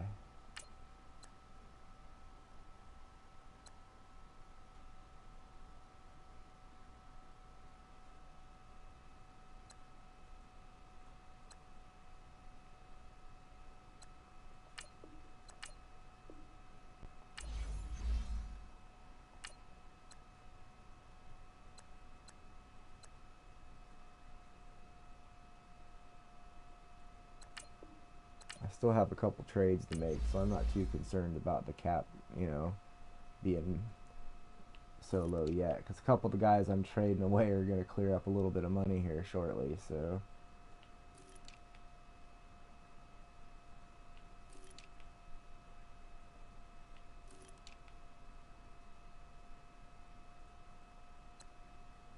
there's 33-year-olds, 83, 33. So 82. Patrick Peterson's 34. He's 81. There's Marcus Peters. Those guys are holding on.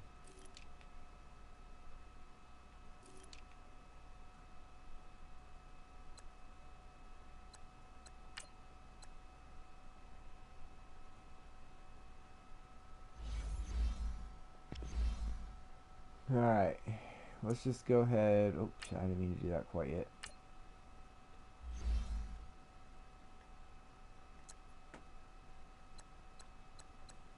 That's 5, dude. That's a pretty good little base start there. Real quick, I need to go get something cold to drink. I am parched. I've been meaning to get something to drink, and I keep forgetting. I keep looking over to grab something. There's nothing there. So 1 second.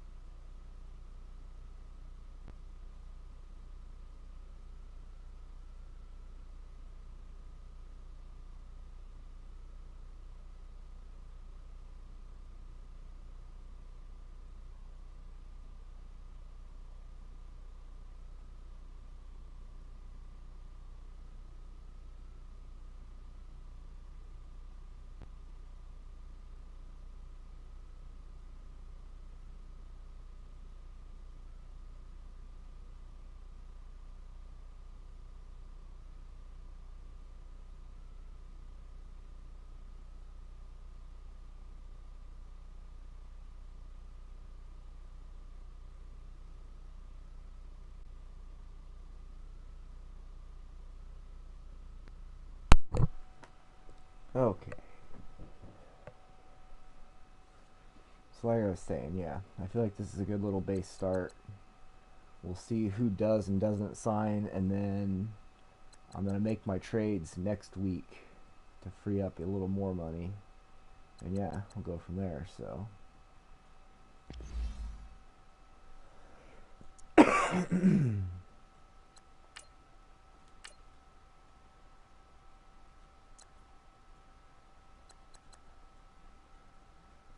well, we got Weeks, we got Sellers, and guess who rejected our offer, man?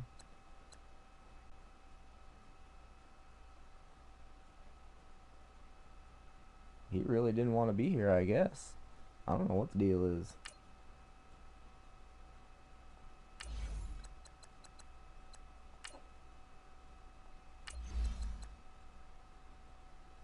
Weeks did though. He's like, yeah, dude, I'm coming back. Let's go win some more games here. Sellers heard all about us. He's like, yeah, I'm in. As did Klein. He's like, yeah, let's go ahead and sign these contracts, man.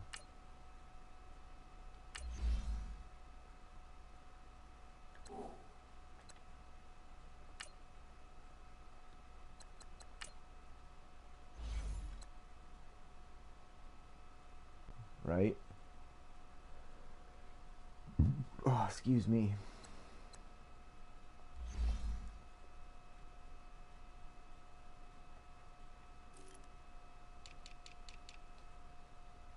Yeah, Bucks got 53.3 million in their cap right now. I don't know what they got going on there, or if they're.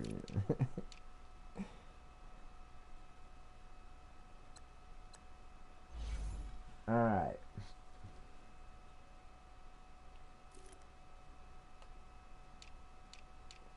So the big question becomes.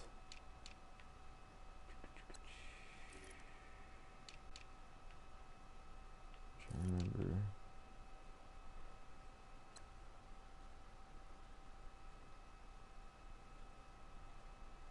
Bam.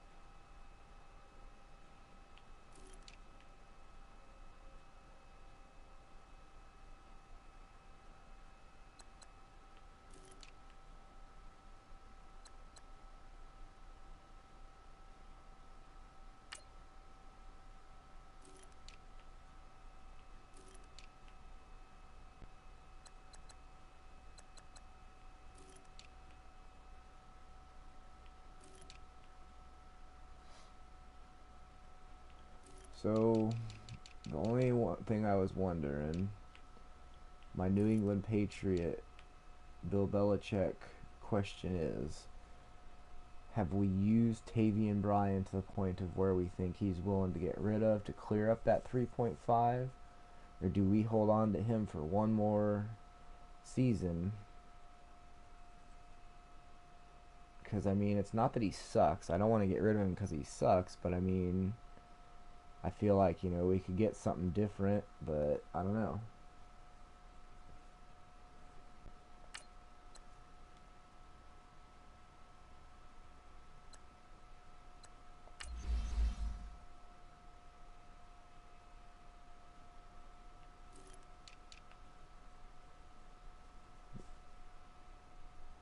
Because pretty much from the way I understand it, that contract remaining is that 1 year left, or is that really 2 years?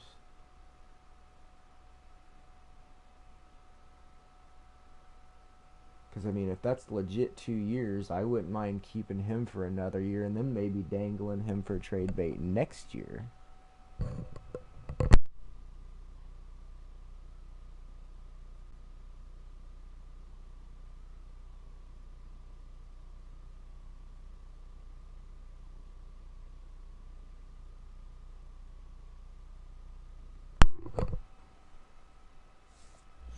I got an idea.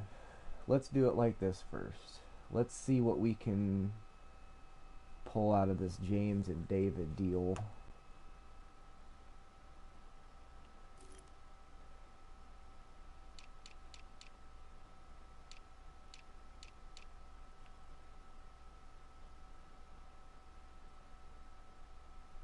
And we'll see if we can get something crazy just because the team is desperate for a spot. No, I didn't want to do that. Advance. Thank you. Well, they're looking for a middle linebacker and a left guard. Middle linebacker, right tackle.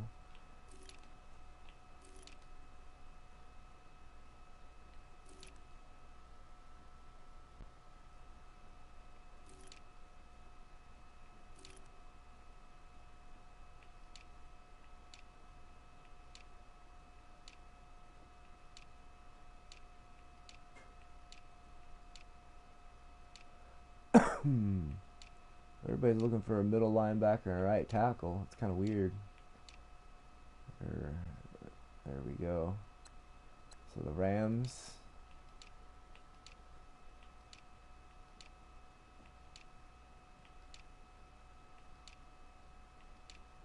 Alright, let's go see if the Rams will deal.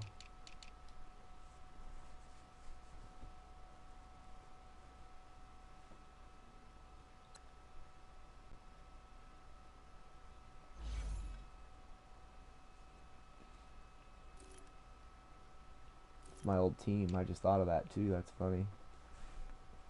This is the team that fired me. Win them a Super Bowl. I miss a playoff for 1 year, and they're like, nope, you're gone.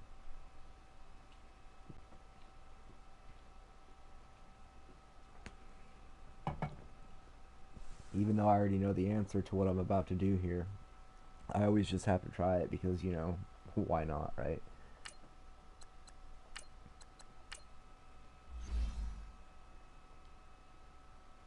God damn it.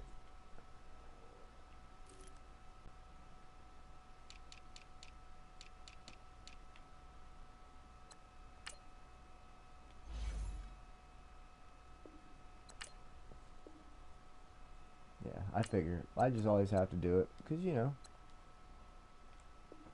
there's no way to find out where they're at, so.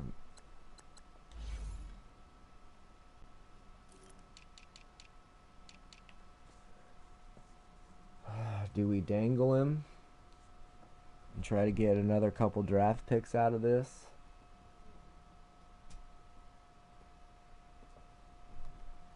Or do we just take like a, you know, try to start going after third round picks? What do we, I mean,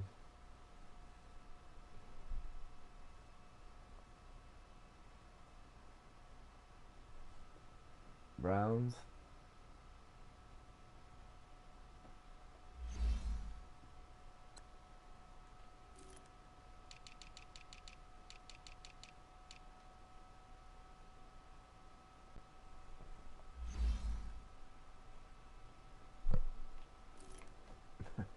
Old Nick Bosa. He has 48 sacks already. That's pretty nutty.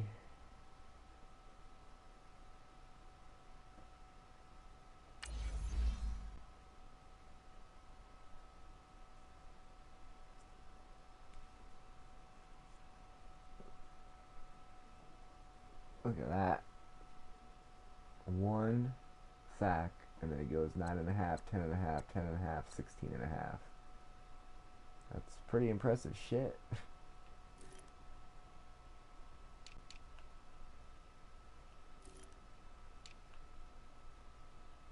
He's the 9th pick in 2018.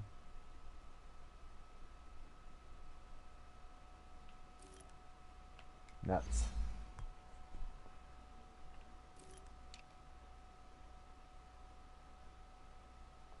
There's no way though.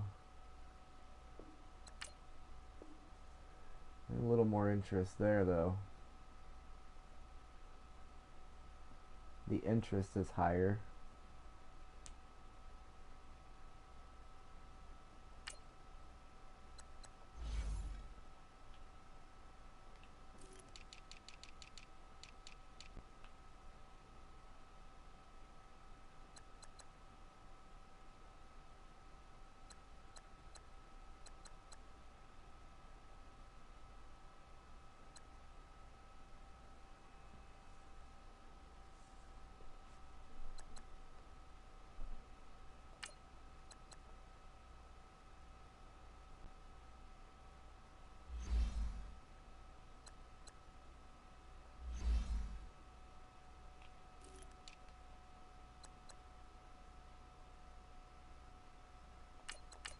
Just gonna see what it says interest wise here real quick.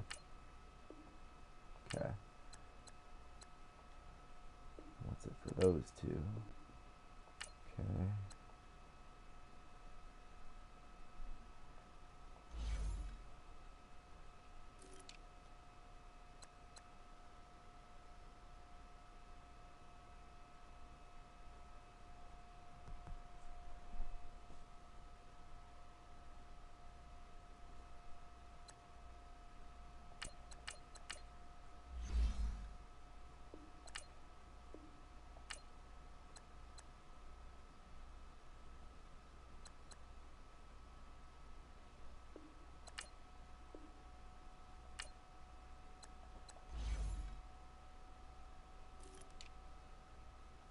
Ugh, I don't know.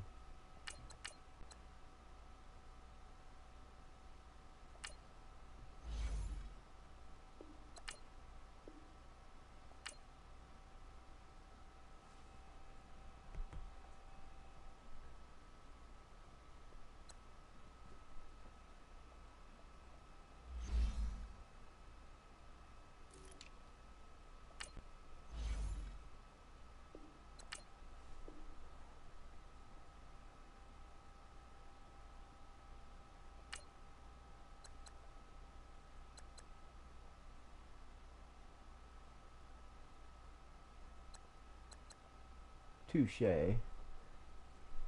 I'm just trying to get the, trying to look at some maximums, I guess, is the best way to describe it. Trust me when I say I'm about to give up on the maximums.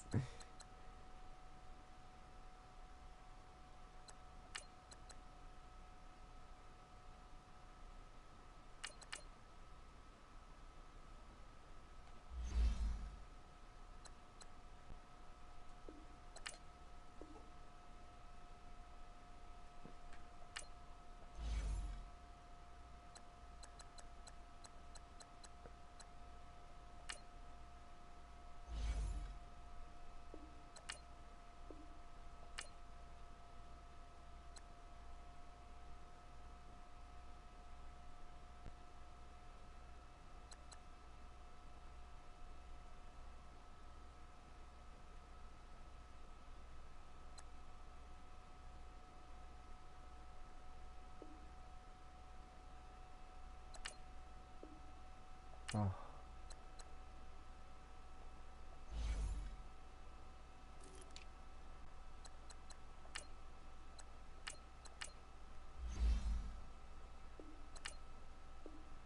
so close.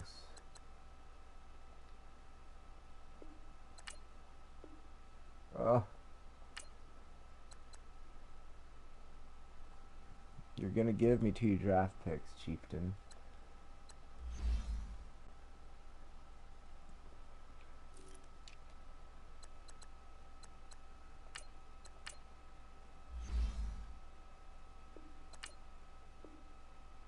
Jesus.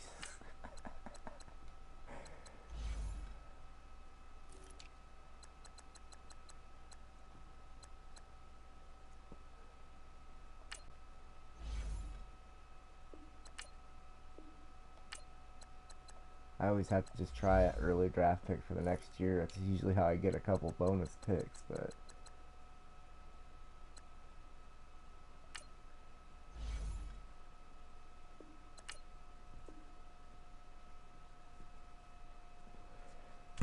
we're almost there. I almost got this deal done. My general manager walked in. He's like, "Dude, you almost got this Levante David James deal done." I'm like, "Dude, I'm almost there. Give me 3 more minutes. 3 more minutes."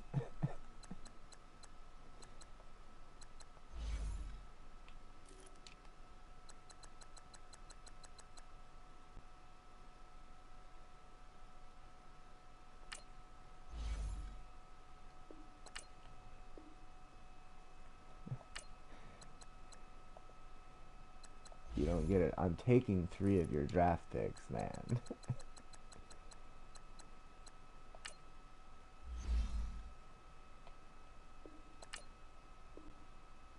Hey, get the general manager. Holler down the hallway. Surely he hasn't made it past the water fountain yet. Tell him it's done. David and James can be signed away. Arrivederci. See you later. Thanks for everything. Especially Levante David, but I got a 4th, a 6th, and a 7th round draft pick out of it, so that's not too bad. Should have been better, but what are you going to do? The beautiful thing was I was able to keep Tavion Bryan for an extra year, most likely, so there's that too. Okay. Real quick here, let me just check this.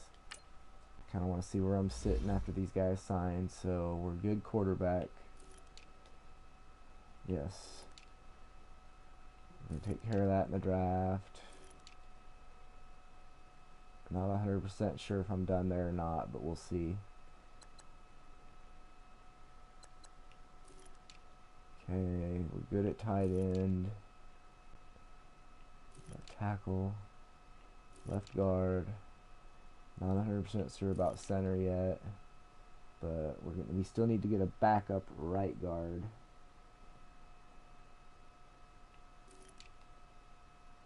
Right tackle's good. Left end's still good. Right end we can get somebody. D tackle we can get somebody.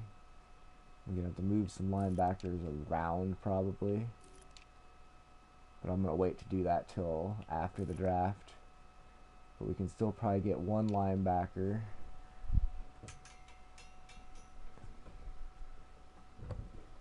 Let's see here.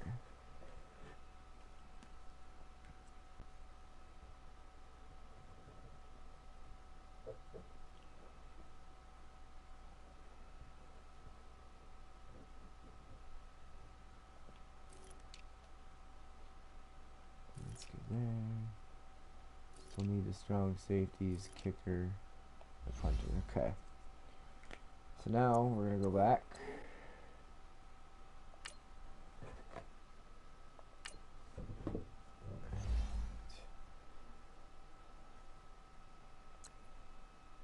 Yeah, he signed, dude. That's crazy. He didn't even give me a chance.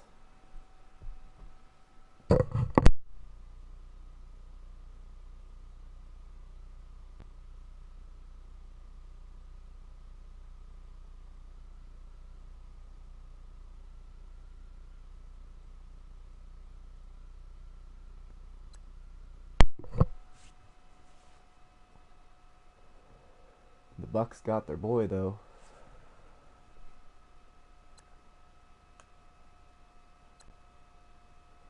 Well, Kirk Cousins will be joining the Cowboys.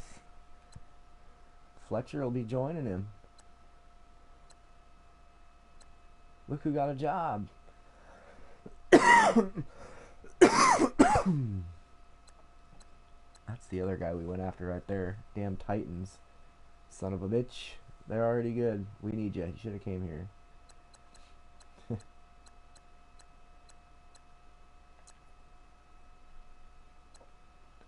The Patriots and the Falcons are looking at Cam, huh? No bids have been made for the 30-year-old Will Lutz. Oh, my punter's still there, so being that he did well for me and he is the best one.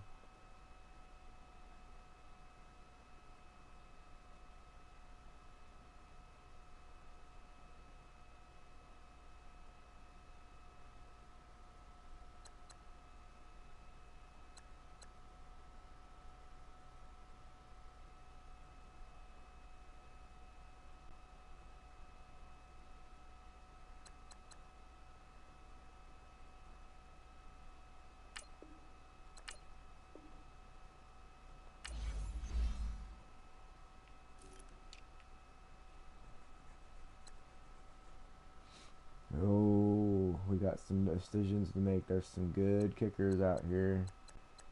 We got a 29-year-old Jake Elliott.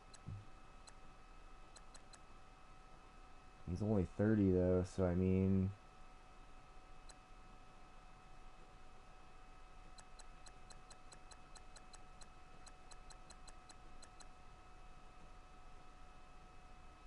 Parker Brock.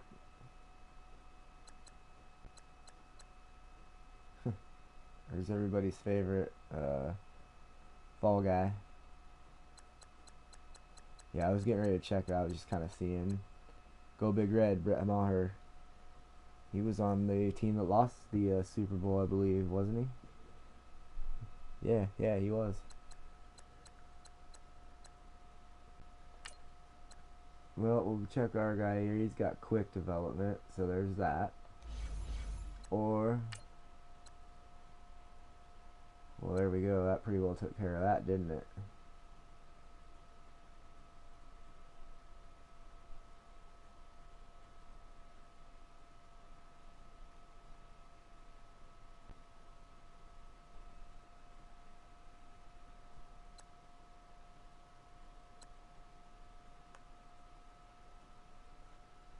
Should we sign him to a nice long contract so we just don't have to worry about kicker for a while? Since I feel like I can probably keep my kicker's ability up for a bit, and kickers usually, when they're pretty good, they stay good.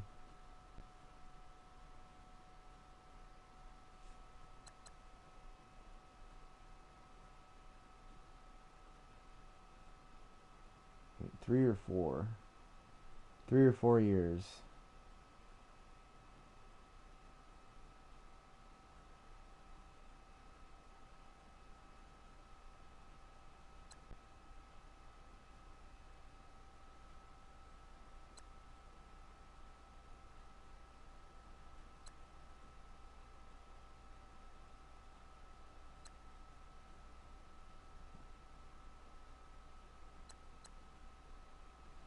So I think 4 years at this contract should be a nice, good offer for a kicker. Hopefully, if we can sign, we can keep around for a while. So let's see. We're just gonna go ahead and try to sign this guy up so we at least have somebody there.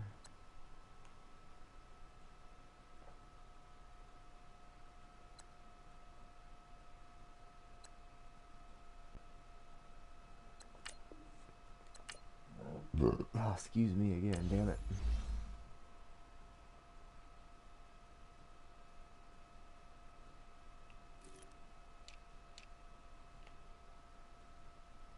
Can't believe nobody's offering this guy a contract yet.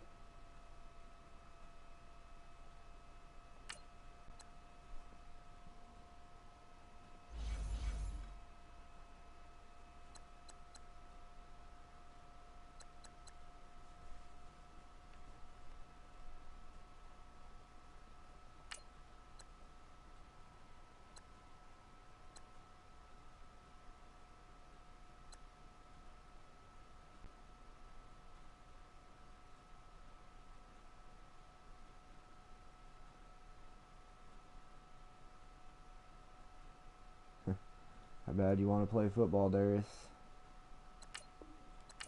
Because I sure as hell would be like, sign me up, coach.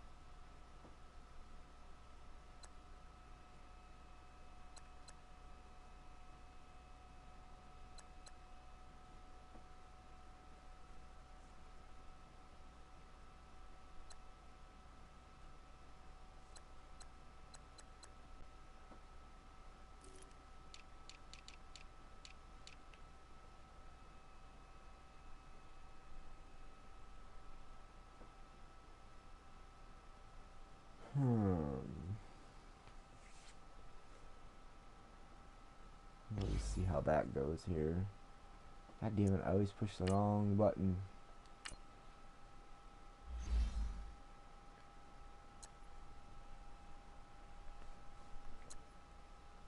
mainly we got the big one. You know, I mean, ultimately, we wanted Edmonds, but at least we did get Weeks. And being that we're a run team, that's important.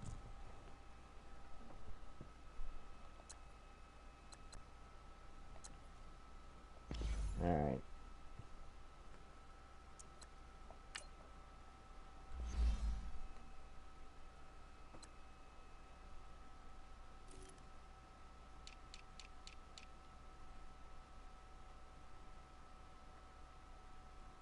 That's the dude right there.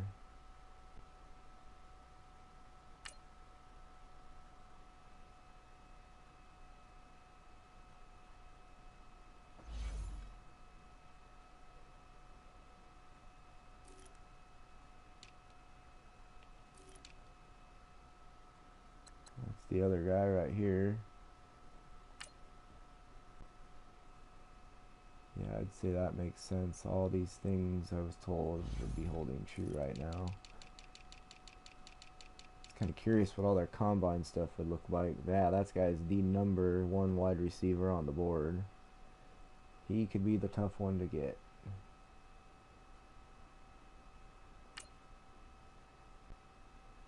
He doesn't look nearly as dominant as the other ones, though, but I'd rather have the other two guys, I think, if I had to choose.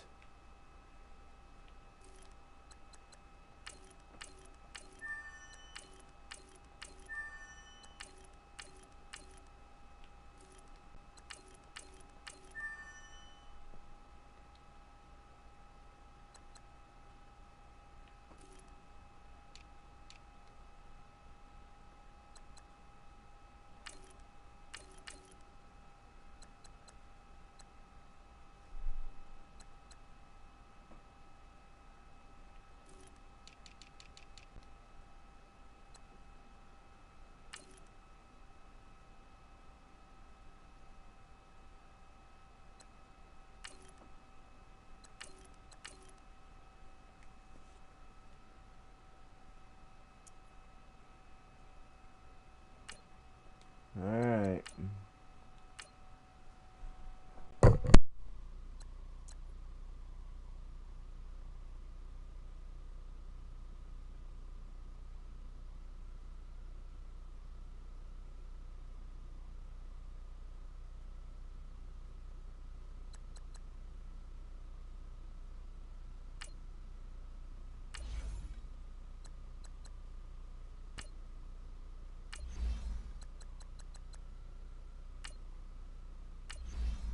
Well, everybody accepted it. That's pretty well that then.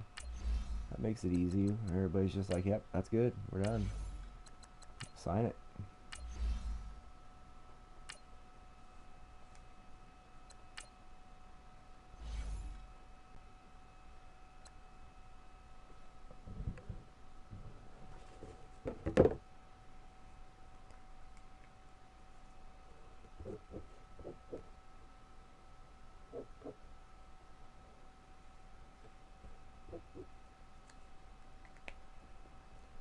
Alright, do this real quick. Sorry, I feel like it's taking me forever to get this shit done, but I want to try to do it right this time. Just trying to kind of try some different stuff. Like I said, the first couple years when you're building a team, it's like you know exactly who you want. You get them from the get-go, and yeah, this time it's like I didn't do anything really crazy trade-wise with the draft, so I have to kind of use my picks very wisely.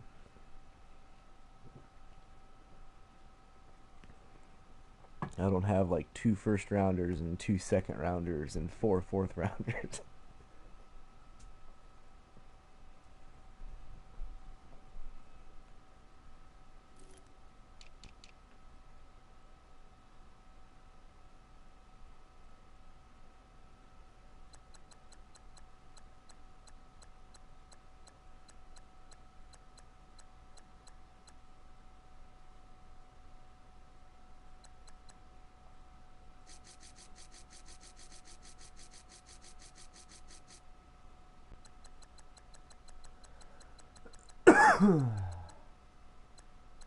What's funny is this is the same thing as Gomes. I wonder if he was like player of the year or something, or like MVP in that one game or something, or won the Heisman, and I just didn't realize it because he was a third rounder, and yeah, granted they projected him. My scouts told me he was gonna be a first rounder, but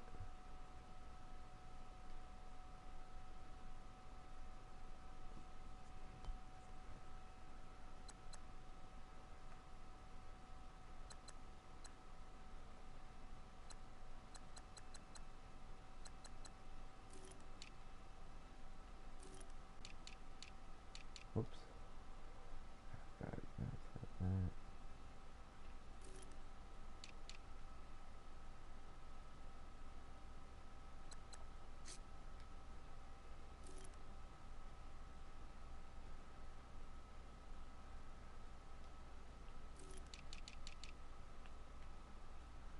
I'll do all that when I'm done scouting. Oh, I should probably scout though first. That makes sense. That makes sense. Alright, these last ones, just gonna fill up some dudes that we didn't do that maybe have a good draft grade or something. This guy didn't even go to the combine. What the hell? Is that peculiar or something?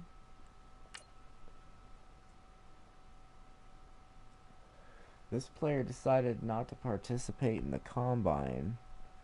I don't know if I've ever seen that before, honestly. You ever seen that before? That's really weird. Maybe there hasn't. I've just never noticed it. But damn, that's really strange.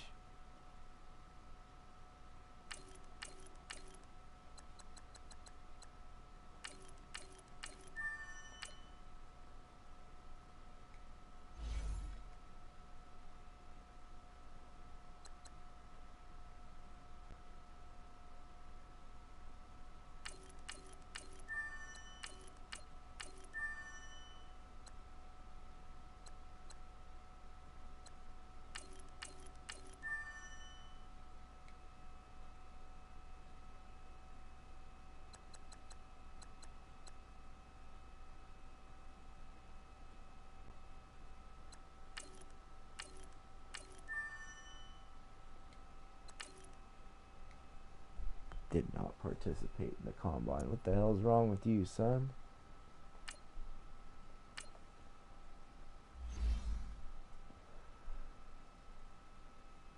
Holy shit, somebody finally signed Bryce Love.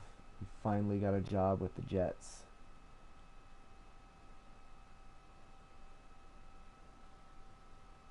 So I'm pretty sure he sat out all last season because nobody would sign him to the contract he wanted.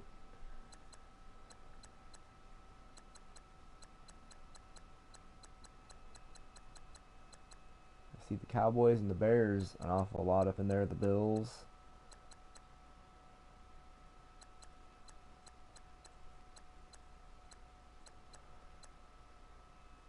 Patriots ended up getting Newton.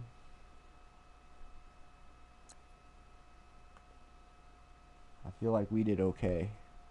And by okay, I mean like we did really well.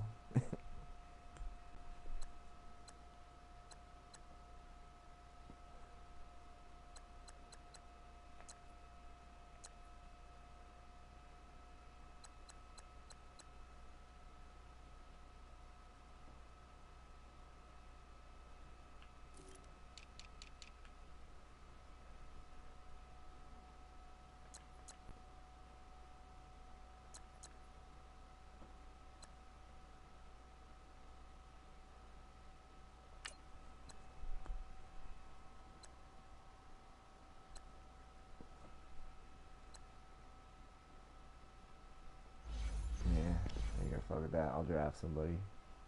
I'll make it work.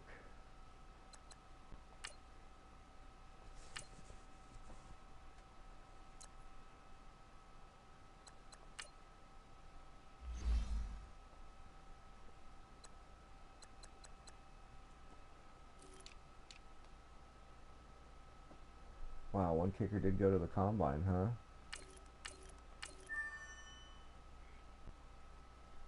I'll be damned. 2 punters are expected to be picked. This guy even made their quote unquote whatchamacallit, the one of the draft things. I thought that was kind of hilarious. Look at that. My scouts are telling me that dude could be as high as a 2nd round draft pick. The league scouts are saying 7th. That's crazy.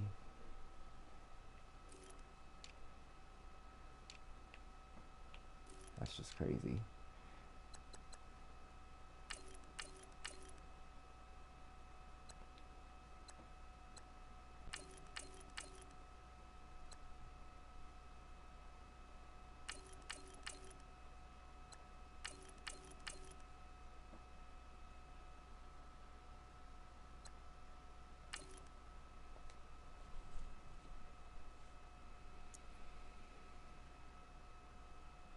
Well, I'm going to fix my draft board up now so I don't have to deal with it during the draft because I always forget to do that. So Tap is ultimately, I'm not going to draft him probably number 1, but he'll probably be my 2nd pick, but I'm just keeping him at the top of my board because ultimately, yeah, I just want him there. Alright.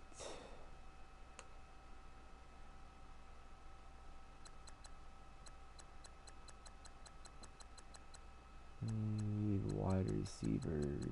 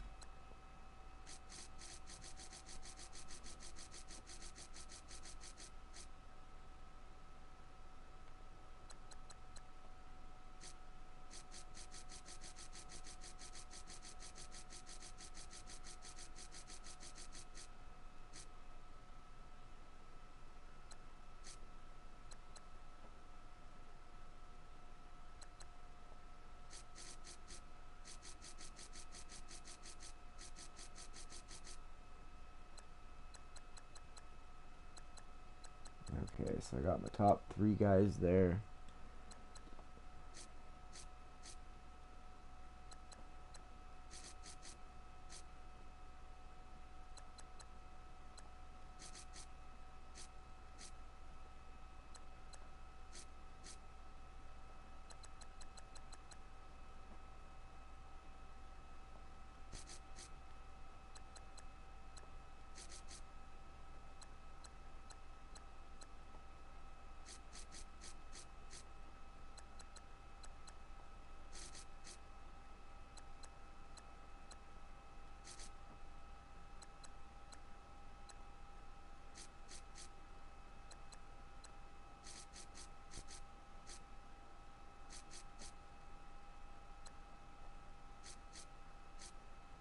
Sorry, fellas. Offensive line will take precedent over you.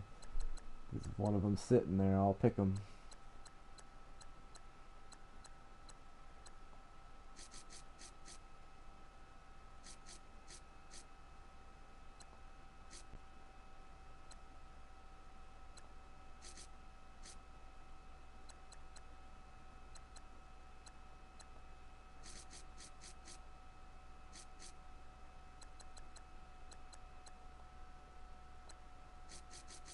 I still can't believe that one guy didn't participate in that thing. That's crazy.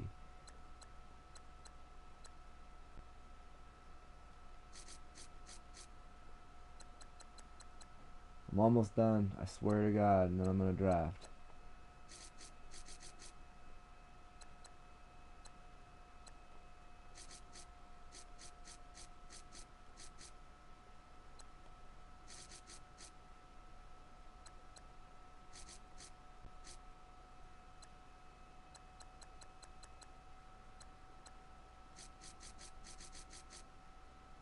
know if anybody's still out there. I can't blame you if you're not. This is some tedious shit. They need to figure this out differently, because oh my god.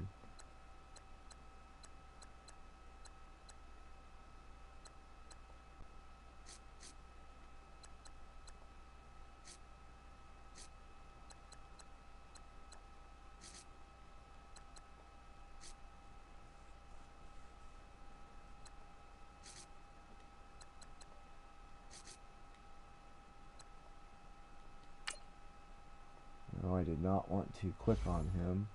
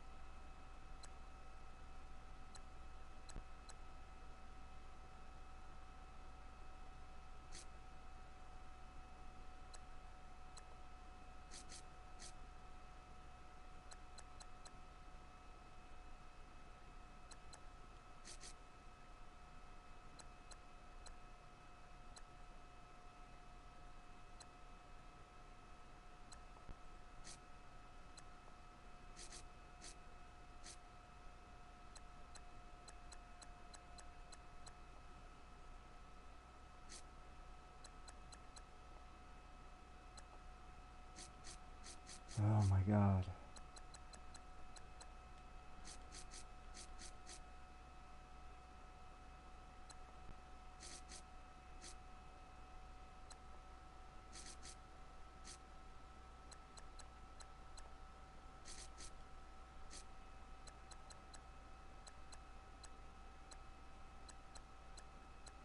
Okay, finally, I think it's good as can be here.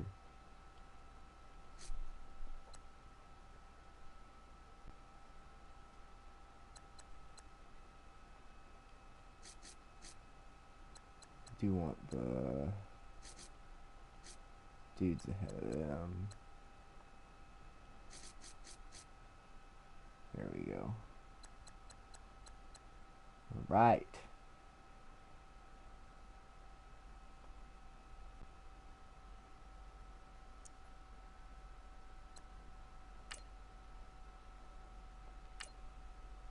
Let's draft here.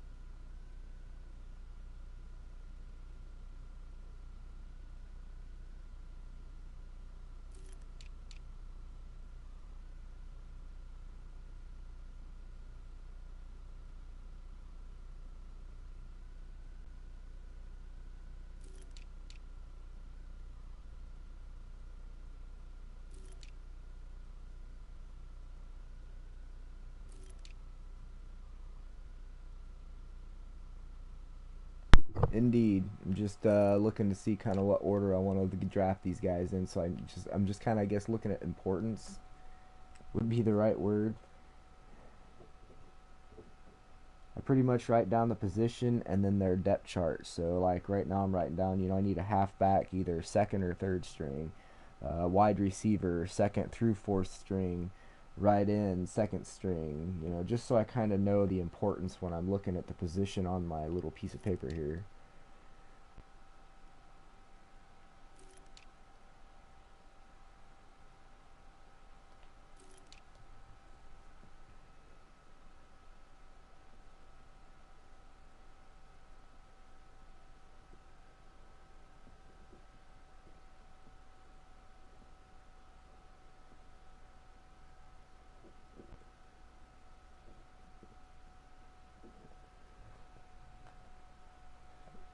It's all good, man. That was some boring ass shit. I don't blame you one bit.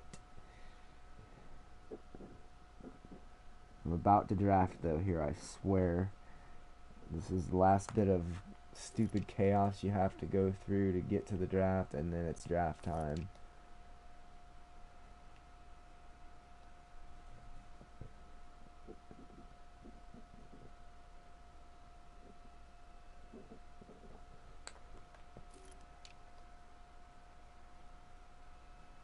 Right? I know. I'm lucky for once I don't have to get up super early tomorrow or have anything right away to do. Normally I always have something to get up or something to do, and yeah.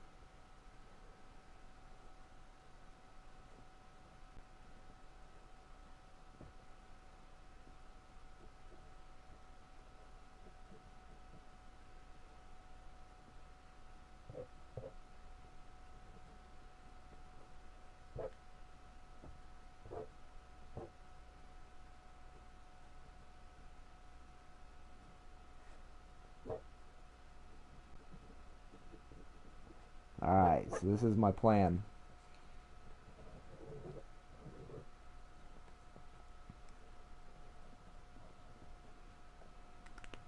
We need to look at the future here a little bit with this draft also, not so much the present.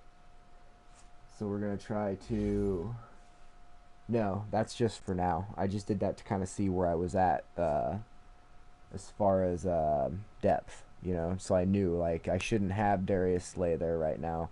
Not saying he can't, play it. I'm just saying for now, I got plans at strong safety. So, my hope is I can get this Marshall Tapp guy and this Vital Maze guy somehow, but I don't know if we can, but if we can, we're gonna, and we'll see. And then we need to look into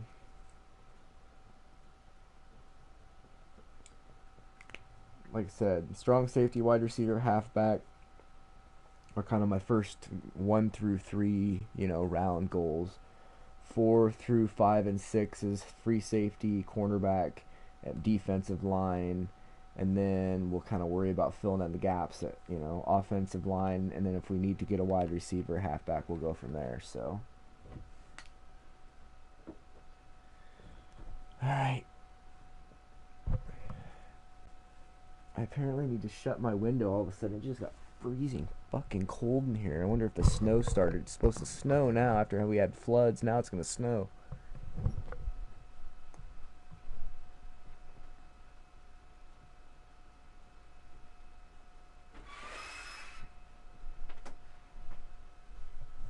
Oh, hell yeah. It's snowing like crazy out, and it's freaking freezing, man.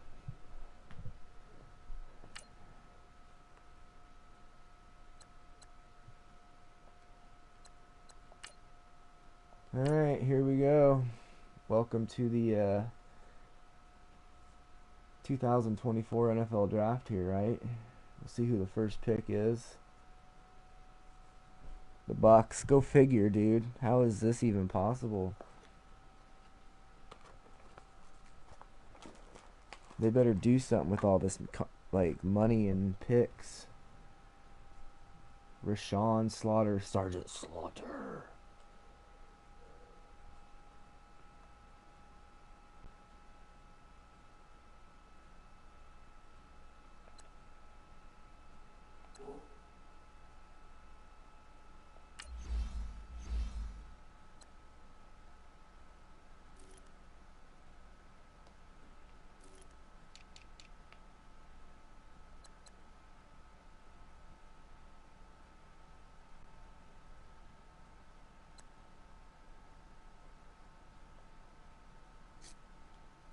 That's my plan right there.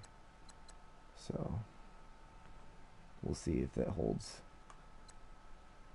Vital Mays went to the Steelers. Sons of bitches.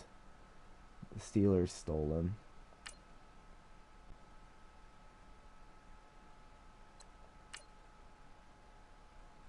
Well, these things happen from time to time.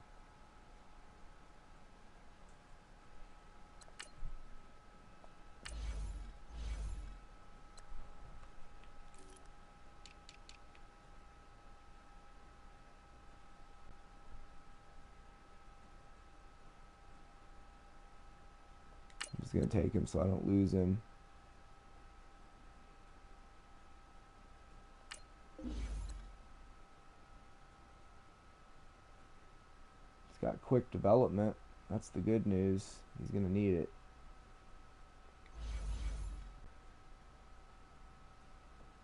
Like I said, this draft is kind of more meant for the future than anything, I guess, is the best way to look at it. So I'm not going to get too frustrated with myself for blowing draft picks, but damn it, there went London Gibson. Well, there went two of my guys.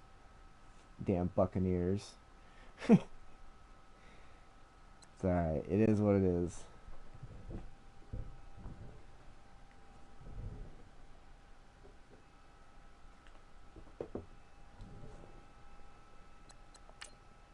God damn it, fellas. I keep trying to skip to my pick.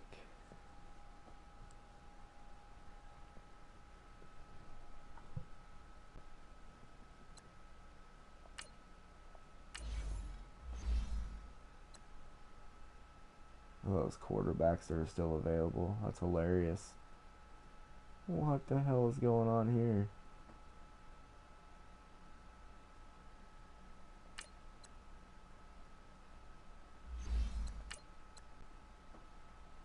Just nobody needs quarterbacks, huh?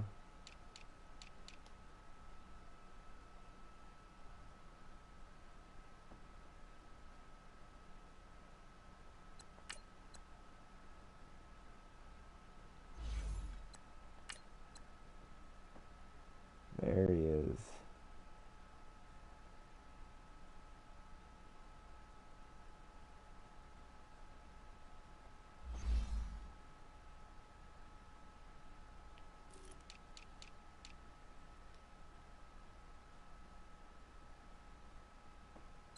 Him? Nah. I'm good at quarterback right now. I'm gonna take this dude. He'll make up for being DJ being gone and all the other stuff, so and that fills that hole at wide receiver. I guess the best description to use this draft is I have the talent, now I need to fill some holes for the future when the talent is either too expensive, decides to leave, or retires.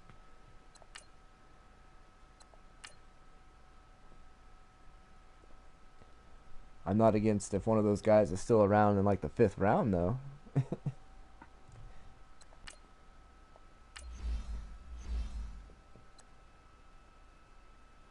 No, they're all gone now. There is still a first rounder that my scouts tell me is not that great. There's another one my scouts tell me isn't that great.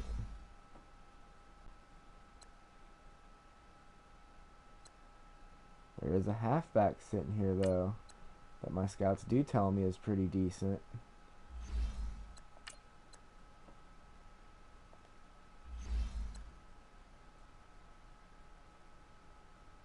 I can do that, sir. Go figure the Bucks did. They heard you talking about it, man.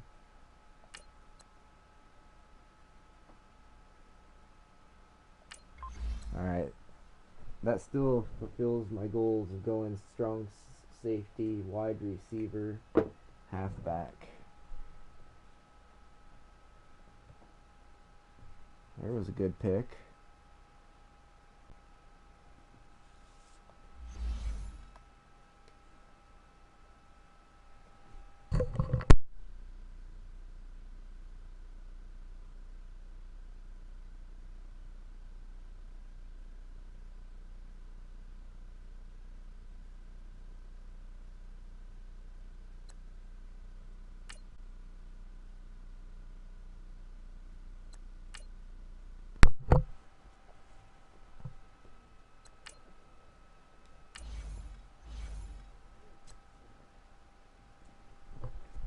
I'll be honest. I thought about just starting him, even though his overall quote unquote isn't good. Sometimes you just start him and kind of see how the secondary looks, and if he blows it, bring the other guy in and be like, "Yo, Rook, you got to play better." So, but we'll see.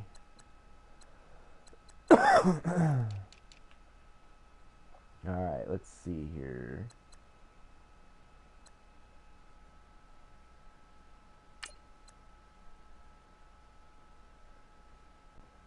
You know what? We needed one linebacker. I feel like this guy might be a steal sitting here still available in the 4th round.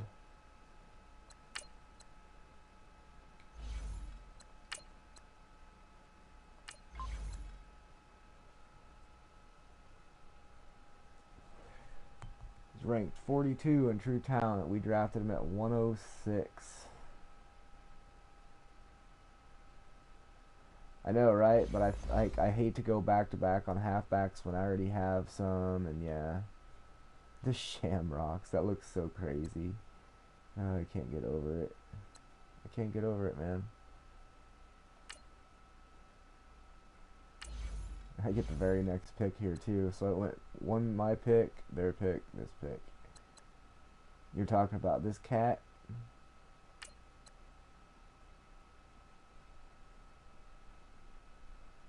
Say my scouts are telling me 5th rounders, so I wasn't too like, oh.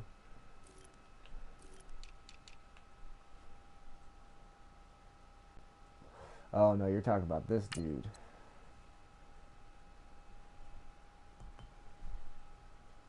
We'll see.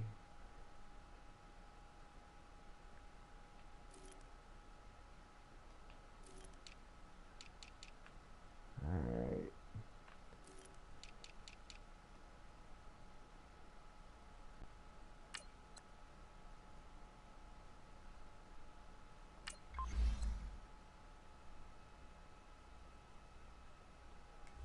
Well, he had quick development. I didn't reach, but he's already better than my 2nd string guy right now, and he's going to save me a ton of money when the 2nd string guy gets traded away here at the end of this hoopla.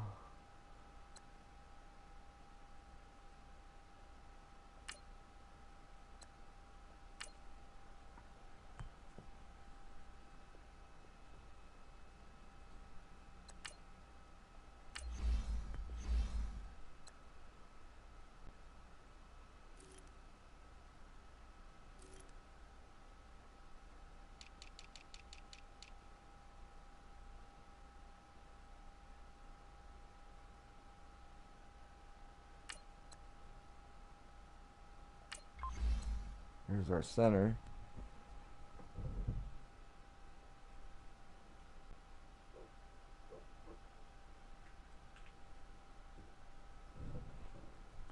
Yeah, I was up at, well, not 7 your time, but I was up at, about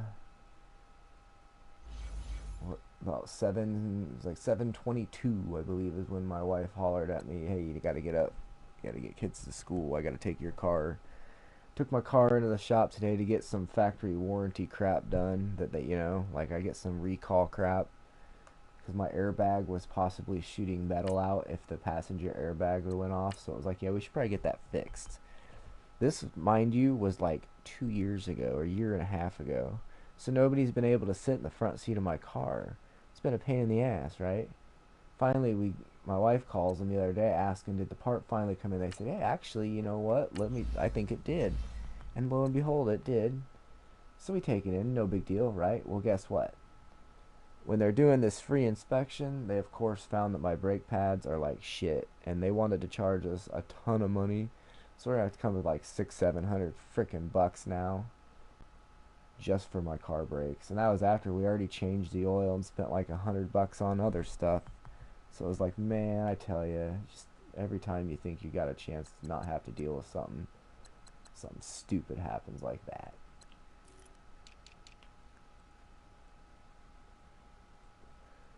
But go figure.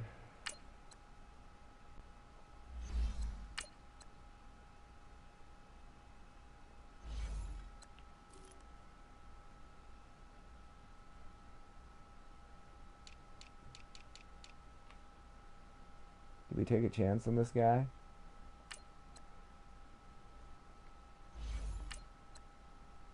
You know what, dude? Go figure. Look at this. Why would the computer say he was going to be a first round draft pick then? Whoops. Didn't do that. I don't get it.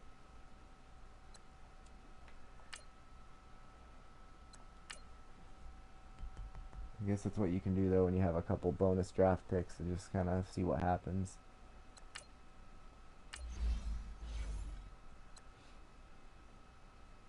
Yeah, there's that kicker, man. Too bad we signed that dude to such a long contract, huh?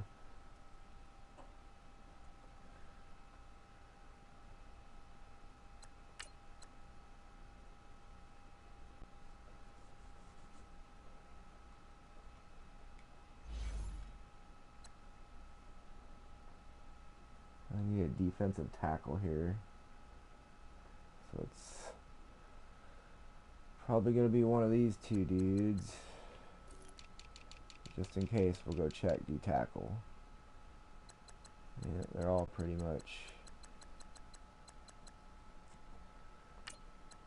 What do you fellas got? No.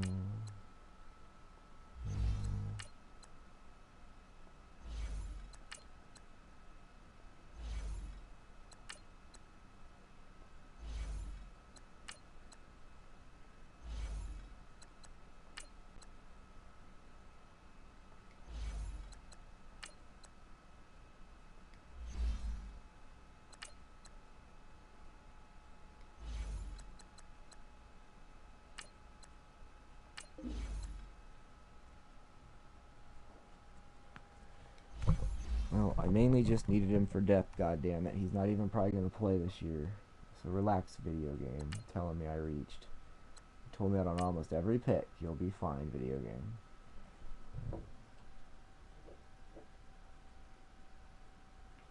Follow on the draft board.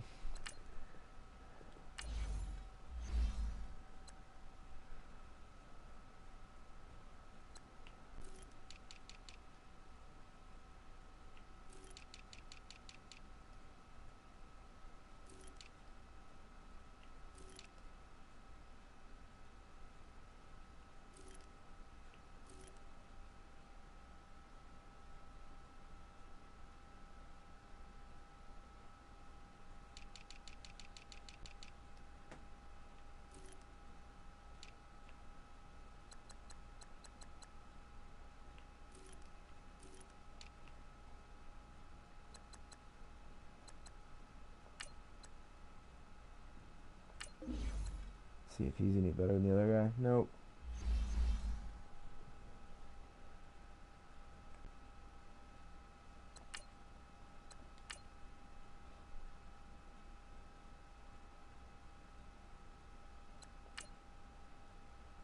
Yeah, I'm going to do that shortly after this is over and do a little roster changing around and whatnot. But thanks for hanging out. Like I said, I'll be playing golf well, quote unquote today, but I'm gonna call it tomorrow because I don't call it tomorrow until I've went to bed. Then things are tomorrow. So tomorrow night, but quote unquote tonight, I'll be playing golf with my buddy. So that'll probably be my next stream. I'd like to tell you a time, but I haven't had a chance to talk to him about what time he gets off work. It could be anywhere from 8 o'clock in the evening my time until frickin' 1 in the morning my time. If it's gonna be super duper late for golf and he's not gonna get off work till late, I might just do something else earlier and then when he gets off work, stream golf too. But we'll see. But yeah, I'll be around doing something tomorrow, one way or another.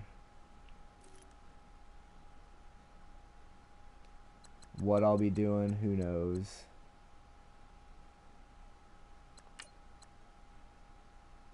At this point, I'm just drafting whoever to fill up this board and get it over with.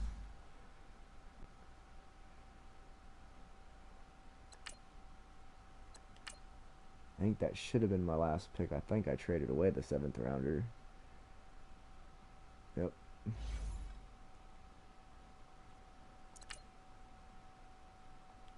Alright, the one thing I did want to do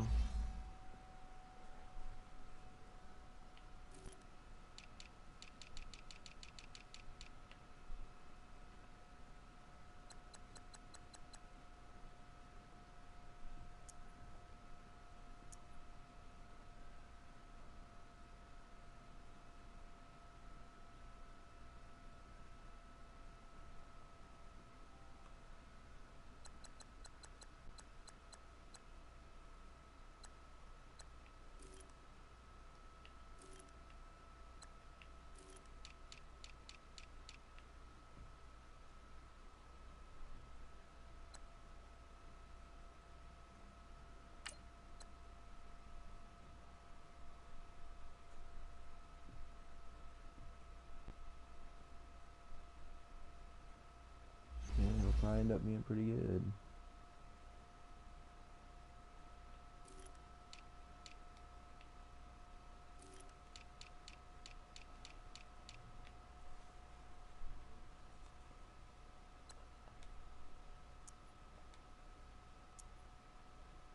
He's the smartest, tied for the smartest dude in the draft. There's a ton of quarterbacks that ended up going in the 3rd round. That's nuts.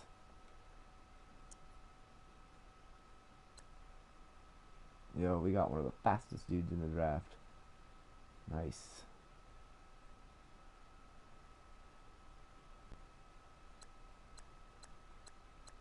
Yeah, buddy.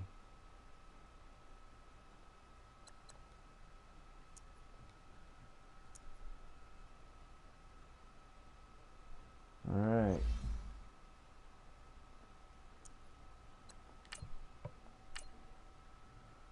I feel like we filled some pretty good holes in depth on this draft.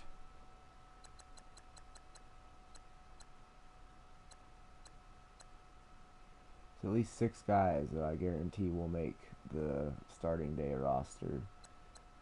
These other dudes, they're probably just going to be practice squad or whatever else. But I drafted right down the board. If you look, 1st, 2nd, 3rd, 4th, and even the picks lined up. That's crazy. Huh. I guess these scouts did their jobs.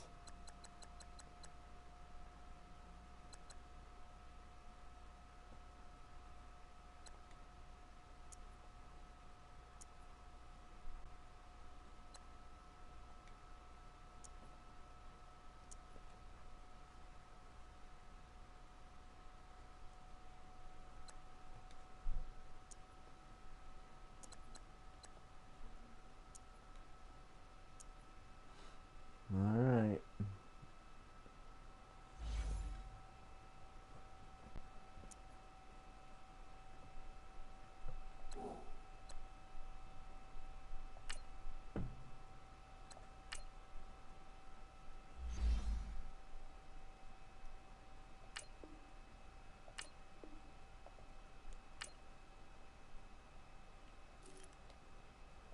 I'll deal with the roster and all that other stuff